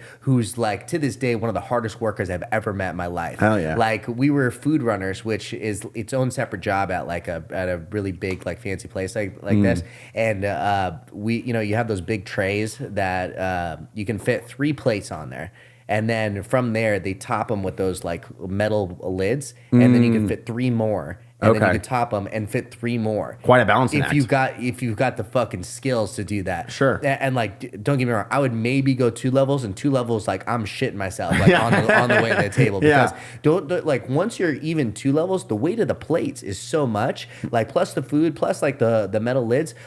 3 levels has to be around 80 pounds. Okay. It's around that. Which alone is heavy, but then trying to balance that's a whole other act. You're balancing it like this, and you're sprinting to the table. You got a fucking the tray thing that you got to whip out on your other hand. Yeah. You pop it up right here, and then tray thing right here, and sprint to the table. And my boy Jose would be just busting shit out. Hell yeah. He'd be doing 3 years, 3 layers, nothing, always going. Yeah. And it was inspiring for me, because I'm fuck, I gotta keep up. Yeah. And then Riley was just he's just the most laziest person, and he's He's dude, it's fucking bussing. It's nothing. I don't care about this. I'm listen, man, how you do one thing is how you do everything. Yeah. If you're a lazy piece of shit in this, you're going to be a lazy piece of shit in something else. Totally. And now, we're both adults. If I were to see him in, even a peer in, real estate or something, there's no way I'm trusting his work ethic. Right. Because I know what type of worker he is. Yeah. Now, my boy Jose, I would hire him for anything. Yeah. I know, no matter what he's going to work at, he's going to be busting his ass doing it. So even though, bussing is, on the grand scheme of things, it doesn't really mean all that much. I know that's who he is as a person. He's a fucking hard worker. Yeah, hell yeah. It reminds me of that Winston Churchill quote, continuous effort, not strength or intelligence, is the key to unlocking our potential. And it's no matter how talented you are at something, if you show up and give it your full effort, you will get results. Exactly. Someone will notice you. You will discover the next thing that you're meant to go to. Exactly. Versus if you just kind of hide in your own hole, oh, this is good enough. It's well, if it's good enough, that's where you're going to stay then. Exactly. You know? Yeah, and the best isn't always the most talented. It's often the hardest worker. Totally. And I think it's easy to like fall in these like levels of comfort. So like, for example, when I started training at One Love, I literally worked at a factory. I built self-checkout machines for McDonald's. Oh, really? Yeah. Like basically a minimum wage job. And then I like got like a better job, like doing accounting, made like okay money. And then in the last like, but like I wasn't happy with it. I was like, I know I'm smarter than this. I know I can make more money. Yeah. So then it was about 2 years ago I got into sales and my income like more than doubled. Yeah. But like, it's funny because up until like just a few months ago, I was comfortable with it. And it's like, okay, well, if I'm comfortable with it, you're just gonna stay here. Yeah. And so like until you put yourself in a situation like I'm willing to get uncomfortable to avoid this level of comfort, it's hard to evolve past it. Yeah, you know? exactly. And that's I feel like a good step for most people, because I've thought about this a lot. Like, because like being a young 22-year-old in like commercial real estate, like what is the ways to like make like good money? It's like, unless you're already naturally talented at something or have been working at something since a very young age, you're just not valuable in anything to make good money. Yeah. So like you can get like an hourly job that's going to pay the bills. I think the next step has got to be like get a sales job or something where you can control your income. Totally. Yeah, and it demands a lot of growth, and people think that it's got to be like the most extroverted person that does it. It's not. And like people I think have a bad opinion of sales mostly because most salesmen fucking are horrible. Yeah. I think 90% of salesmen are transitory. They're here trying to make a lot of money and don't end up doing it. That's probably the majority. And that's what most people experience because that's the most people. Yeah. But like if you listen to the people that like or talk to the people that are the fucking highest producers, especially like at a super high level, like I've got guys in my office that this year alone closed fucking like the biggest sale this year has been like I think $103 million. Wow. He got paid a percent off of it. So like 1.3 in a check. Off a single deal. Yeah. One deal. Now it took like 3 years to close. Totally. Or something like that. Yeah. And but like sales at that level is not salesy. It's like it's a very enjoyable experience for everyone. It's just someone who's extremely knowledgeable about the subject and is like willing to help facilitate your goals. Sure. Rather than like someone trying to sell you like a used Honda. Yeah, exactly. It's a little more pushy. Yeah, exactly. Yeah. Or sell you anything you don't want or need. Right. Like if someone comes to me like and they don't want what I have to sell them, like I'm not trying to sell to you. I'm gonna go fucking sell to the people that want what I have. Totally. And they're out there. Yeah. Like because when I transitioned to sales, like I had no background in it whatsoever. And I used to think like, okay, like you have to become this like wordsmith and like feed off certain cues that aren't obvious and then steer things a certain way. And like now, like looking back at everything, it's just finding someone who has the need. Yeah, exactly. And like being an easy person to work with. Yeah, that's literally it. Yeah, exactly. Like, the people who want to buy your shit like wanted to buy it. You just gotta go find them. Yeah, they're out there. Yeah. They're somewhere. Someone needs what you're offering. Yeah, exactly. It's just a matter of putting it together. And that's usually the difficulty. I don't know, like for your specific job, for me, like it's about just finding the person. That's all like, it is for me too. That's the most difficult. Yeah, and then maybe like on the seller side, it's about like developing relationships. And I definitely think like, and I'm sure this is the same thing for you. It's finding the person and then being the easiest person to work with. Yeah. Like someone who has enough experience to know how things can go south or like a potential, not objections, but like things like throughout a sales process that could go bad. Like when I did cannabis sales, like, okay, I know like when the ship comes in from China with the product, like it could get held up at customs. And it's like pointing out things, like giving out realistic timelines, just being someone like easy to navigate with. Because I'm sure things can go south in real estate too, for right? Sure, all the time. One party changes their mind on something, maybe the bank like loan doesn't go the way you want it to. Yeah. And it's just like having the communication to like guide someone through the process. Exactly. It's not some magical like finding a way to convince someone to do it. It's not convincing anyone to do anything that they don't want to do. Yeah. Do you think you'll stick with real estate? Because I'm going to talk about maybe potentially going down like the investor route. Yeah, I mean that's my goal. Like I've bought land. Like I own land out west. My goal is to continue to grow that, and I'll continue to broker until I can do that type of stuff full time. I gotcha. Yeah. Brokerage has always been a stepping stone for me. Like in my life, is viewed as a stepping stone. And one of the great things about like the brokerage that I got hired at was like that was the path that was laid out for me. Like from the very first time I met the guy that originally hired me was like, okay, you just do this. You work for a bunch of people with a bunch of money. You make them a ton of money. You get paid a little bit from that, and you keep stacking up those little bits until you can become one of those guys. Yeah, exactly. Yeah. I gotcha. So I mean, that's been the path like from the beginning. I think that's most brokers' goals too. It's just most of them don't. Most of them are like, you know, it's weird. Everyone has like a certain level of like comfortability with risk. Like everyone's like risk adverse to a different degree. Sure. And like to take a commission-based lifestyle, you have to be like fairly open to risk in the first place. Especially 100% commission. Because I get commission, but I at least have a base salary. Yeah, I have no base salary. Right. At the beginning of the year, I'm guaranteed $0. Yeah. Yeah, but like the thing is like once you make it past the initial push, the first 2-3 years that are very difficult, you often have like a pipeline that is like self-sustainable. Right. You know, like you could rely on a certain income, I'm sure. It takes work, you know, but like you also have the skill set at that point where you can, you know, always, you know, do more and make it happen. Yeah. The thing is though, like once you're brokering, like brokering is like it's zero risk. Like if I sell this, you know, I've got nothing in it. You know, it's just the commission is 100% profit. When you actually start investing, now you're risking the money. It's another level of risk. Totally. You know, and so there's a lot of guys that I see that are like fucking 70 years old or older in brokerage and still brokering and been brokering since they were like 20 or 30. They just never want to make the risk. Yeah, they just never were willing to take that, like, you know, that next step. Yeah. So, yeah. It is what it is. Yeah. Yep. No, it has to be scary to put that much money on the line. Like I understand why people have that fear, but you know, if you want to make something happen, you got to risk it for the biscuit, right? You got to, yeah. And you know, honestly, one thing that I learned just from this last real estate cycle is that like not to wait for absolute home runs. Because like the deal that I bought, like I've been under contract on a couple, but I've only bought one. Or I bought two technically. It was 20 acres that I bought for $2,000 an acre, and I knew it was an absolute steal. Like the first one we sold for $12,000 an acre. Oh, and so you know, huge increase. You know, it was and then the second one was like pretty similar, and now I knew it was just a home run. Like when they were agreeable to that amount, I'm like, this is an absolute home run, and that's kind of always what I've been looking for. But during this last real estate cycle, there's been like idiots who have made so much money, because they're just willing to put their hat in the game. You know, like they're like, even though it seems fairly expensive right now, we're buying it, or it seems like a good deal. It's not a home run, but it's a good deal. We're gonna keep our hat in the game and then keep going. And a lot of those people made a ton of fucking money. You know? So. You know, I think it was Elon Musk. When he broke free from PayPal, I think he had like close to like $100 million, if not more.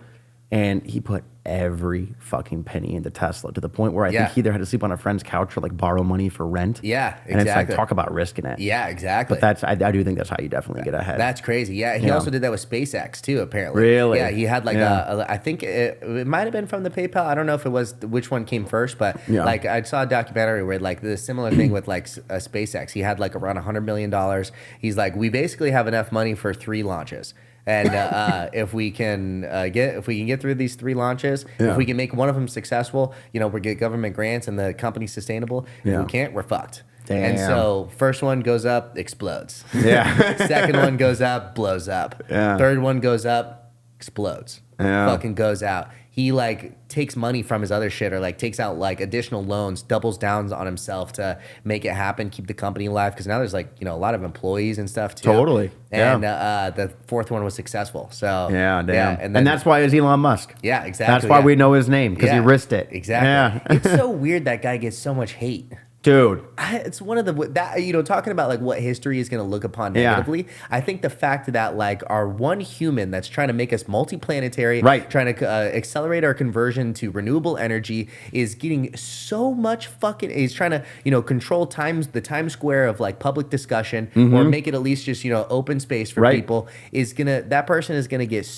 so much hate just because how fucking rich he is. Dude, it's so hard to not be a conspiracy theorist. Yeah, it's so hard to not be like someone's pulling the strings, and they don't want this guy to be successful because they could control the populace. Because you do have a guy like this, right? Like advancing technology on like not just like a technological level, but like the open form of Twitter or X now. You know, like social media has like so many like constrictions on it, and like you know, like you've heard like multiple quotes or ideas in the past of like whoever controls the media controls society. Yeah. And like, I'm happy there's someone championing free speech because I think it's slowly disappearing in front of our eyes. For sure. You know, you could do something that's not even super right wing and like you could be labeled as this far right end, like, you know, person, you know, and it's scary, man, you know, because you're seeing people like lose their jobs or get canceled over like the most ridiculous shit. You know, like saying like a man is a man and there's a woman is a woman. 20 years ago, no shit. You know, you say it now and it's like, oh, transphobe, you know, like, and it's just, it's scary what's happening now. It's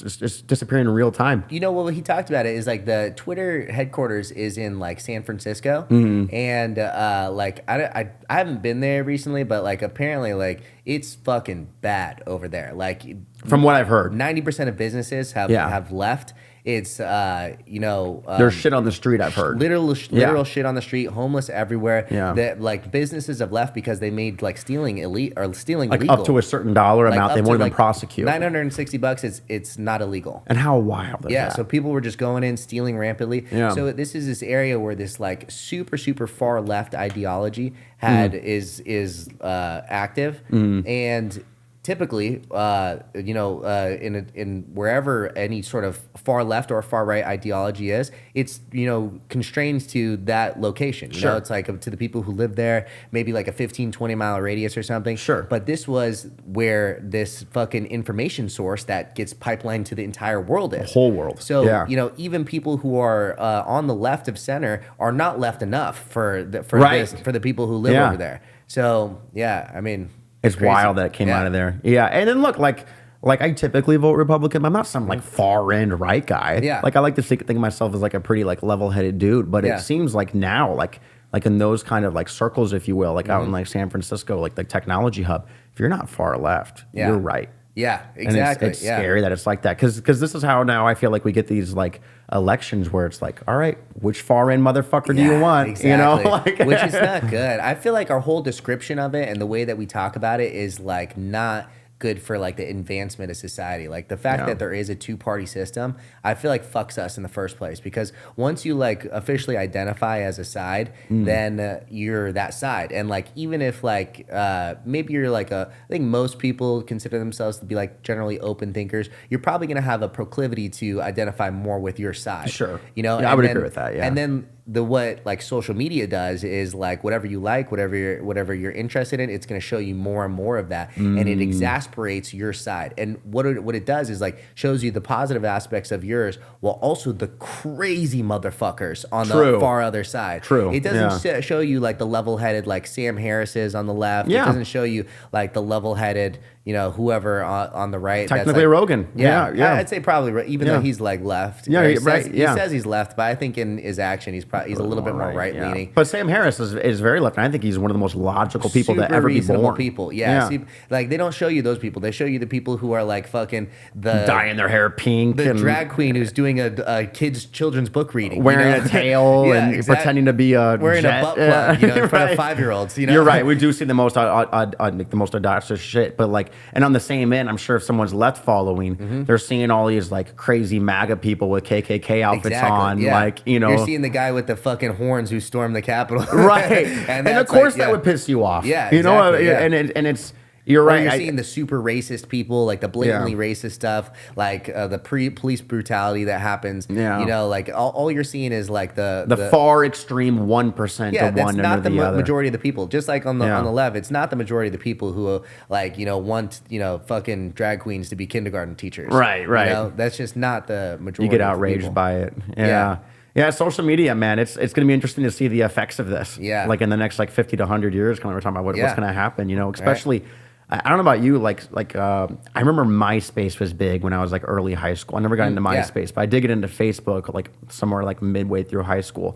And I am so thankful that social media wasn't as big as it is now when I was a kid, because bro, I posted some dumb shit. Some dumb shit that might come back to haunt me. You know, first like I don't have to really worry about it because it was so long ago and like such a, you know, unadvanced age. And like I couldn't imagine being like a 15 or 16-year-old growing up with the current climate. You know, like how easy it is to have a life online. You know? It is interesting, and it goes back to just like your perception of reality too. Like especially like if that's all you're gonna grow up with, like you know, from a super young age, it's weird. I do feel like we are at a really great like generation where it's like we knew, before there was technology, we actually like played outside at a young age, but we got it at a young age enough too where like we're experts at it, obviously. It's totally. like our parents are look like, at this. Yeah. look at this setup. But and like we got in young enough to like be very good at all of it and understand it wholeheartedly, but not like so young where it's like dependent. And again, I'm really concerned about those, like the kids who are like the iPad babies who are like, once they become adults, I feel like it's just setting them up for drug addiction. Yeah. Like because that's like all drug addiction is like dopamine hits. And, right. Like, but in just a different form, it's like an exterior form. So like if you're just used to like this exterior dopamine hit from literally like training your baby brain until like you become an adult, you're going to eventually like look for it. You're hardwired to be ready for those chemicals and whatever it takes to get that reaction. Yeah, which I guess seems like it at least. I don't think you're wrong. Yeah, I mean there might be another way to look at it, but I would certainly think that's going to affect some people. Yeah. It's scary, man. But like whenever I like start getting like too pessimistic on the world, when I think okay this and that's going on, I read this book. It was on Jordan Peterson's recommended reading list. It was called Factfulness, and like the subtitle was like. It was like 10 or 12 ways the world's getting like better than you think. And like one of the main points it drove on was like, in the time I was born, I think it was like just under, my statistics are gonna be slightly off here, but it was just under a third of the world's population lived in poverty. And now it's like less than like 9%. Oh, wow. And it's getting to the point where they're about to have to redo the scale because poverty is no longer what poverty like used to be. Oh, interesting. And then it like went into like a bunch of other points. And it's like, no matter like what kind of like things we're scared of or like things that aren't going the way in the world we want them to, like you look back at every like 100-year history and like assuming we're being told the correct story and what actually happened. Yeah. Like humanity is getting better. Yeah. Like maybe America isn't necessarily, but like humanity as a whole, like we are figuring it out step by step. I mean, we had Nazi Germany like at my Not grandparents' that long ago. age. Yeah. It wasn't that long ago at all, my man. grandparents lived through it. Yeah. Like, that's crazy. They were adults through, Nazi Germany. Wild, man. Crazy. And like, like we kind of like look at that because we weren't like a part of it. And it like, we think it's just like, you almost put it in like the same compartment as in your head as like Santa back when you believe in Santa. It's like, okay, well, I know it's there, but is it really, Exactly. Or like slavery or like, stuff that happened long time ago, or like, fucking, it sounds like so far long ago that it's like, it's not like it's not real almost. Yeah, my grandpa was born in Germany and he was German, kicked out of his house because he lived in like the wrong area or something. Was kicked out of his house at like 14 years old. Wow. I mean that's how recent it is. My direct ancestor was like a part of it. Wild. A victim of Nazi Germany. Yeah. And we're just not that far past it. Not far at all. If you think about like how much more advanced society is from like all Jews should be killed. Although, if you hold on, wait, never mind. Did you see that video recently about the fucking like heads of? It was Harvard. Like it was like 3 different Ivy League schools, and there was this lady trying to say, is the calling for the genocide of all Jews against your code of conduct? Sure. And none of them would say yes. Wow. Do you see the video? No, I heard of this, but I never like looked into the details. I gotta show of it to you. It's fucking crazy. Wow, it's wild. Yeah, like she just said, like, hey, is the calling for the genocide of Jews against your code of conduct? And none of them could say yes. She went through each of them, and none of them could fucking say yes. Dude, like. Crazy. That's scary. This isn't talking about like who's right in Israel or Palestine or what have you there. She was saying directly is calling for the genocide of Jews against your fucking code of conduct, and none of them could say yes, it is. They still have their job? Yeah, I think some of them are under fire or something. I mean, as they should be. Certain people have come out, like certain CEOs, and have said they'll never hire from. It was like Purdue, Harvard, and something. Big schools. Yeah. Yeah. Good. You know, I'd like to think the free market keeps things like that in check. Yeah. You know, like if you fuck around too much, Yeah. like there's going to be someone with enough power to be like, no, you're not going to do that. Yeah. You know, right? like no matter what agenda, whatever it is that someone wants to push, like as long as there's a certain base level of freedom, hopefully things will never get that bad on like a wide scale. Yeah. But that is scary to hear that someone like that saying that. Crazy. I mean, like these are like the heads of like the most prestigious universities you can graduate from. Yeah. Like Harvard is like the pinnacle of the Totally. world. Probably. It's world renowned, world if you've known. got like a Harvard degree, like you're just probably the pinnacle of the world, right? Yeah. Can't imagine a higher one. Yeah. But now like certain CEOs are coming up, like Dave Portnoy like made a post about it. I said I won't hire anyone from these schools until these people are fired. Love it. Yeah. I love it. I'm with it. You know, and like same thing, like like a lot of advertisers like pulled off Twitter, and it's like, okay, let's see what happens to your business. Yeah. Target wants to put a bunch of like, you know, like not that I have anything against gay people whatsoever. I just don't like it in my face. Like the whole like pride flag thing everywhere in the front of their stores, and it's like, well, your sales went down. The whole Bud Light transgender thing. All right, your sales went down. And look, that should happen to extreme right wing too. Yeah, right. Like I don't want someone like boasting white flags. Or no, something. I would ban that too. Yeah. But it's like I'm happy like we live in this age where like.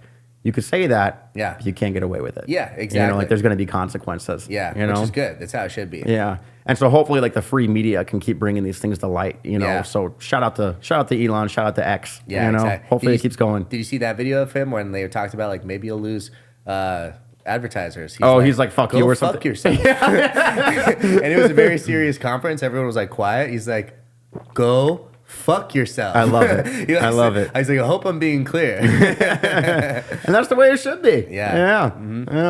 Yeah. All right, brother. Well, we've done almost 2.5 hours now. That's wild. We're going to wrap this thing up. We'll wrap it up. Yeah. All right. I'll show you this crazy fucking video. All right. Hell yeah. Someone look it up. It's like, if you want to look it up, Dave Portnoy posted it recently, and I'm sure you could just maybe YouTube it or something. But I'm going to go to Portnoy's page and look at it to show you. It's fucking wild. Like I was actually just about to say, we've come so far from, you know, wanting literal genocide of all Jews, which I think we have. I think so too. But this is like, it's crazy that this is in the modern era right we're now. hearing that. Yeah. They can't say, no, I'm against calling for the genocide of Jews. Scary. Crazy. Yeah. Here we are. All hey, right, at least they're getting exposed. Yeah. All right, cool. Yeah. Hell yeah. Well, good podcast, man. Thank you. Yeah. Thanks for coming on. That was a fun time. Appreciate it. Thank you, man. Oos. Oos.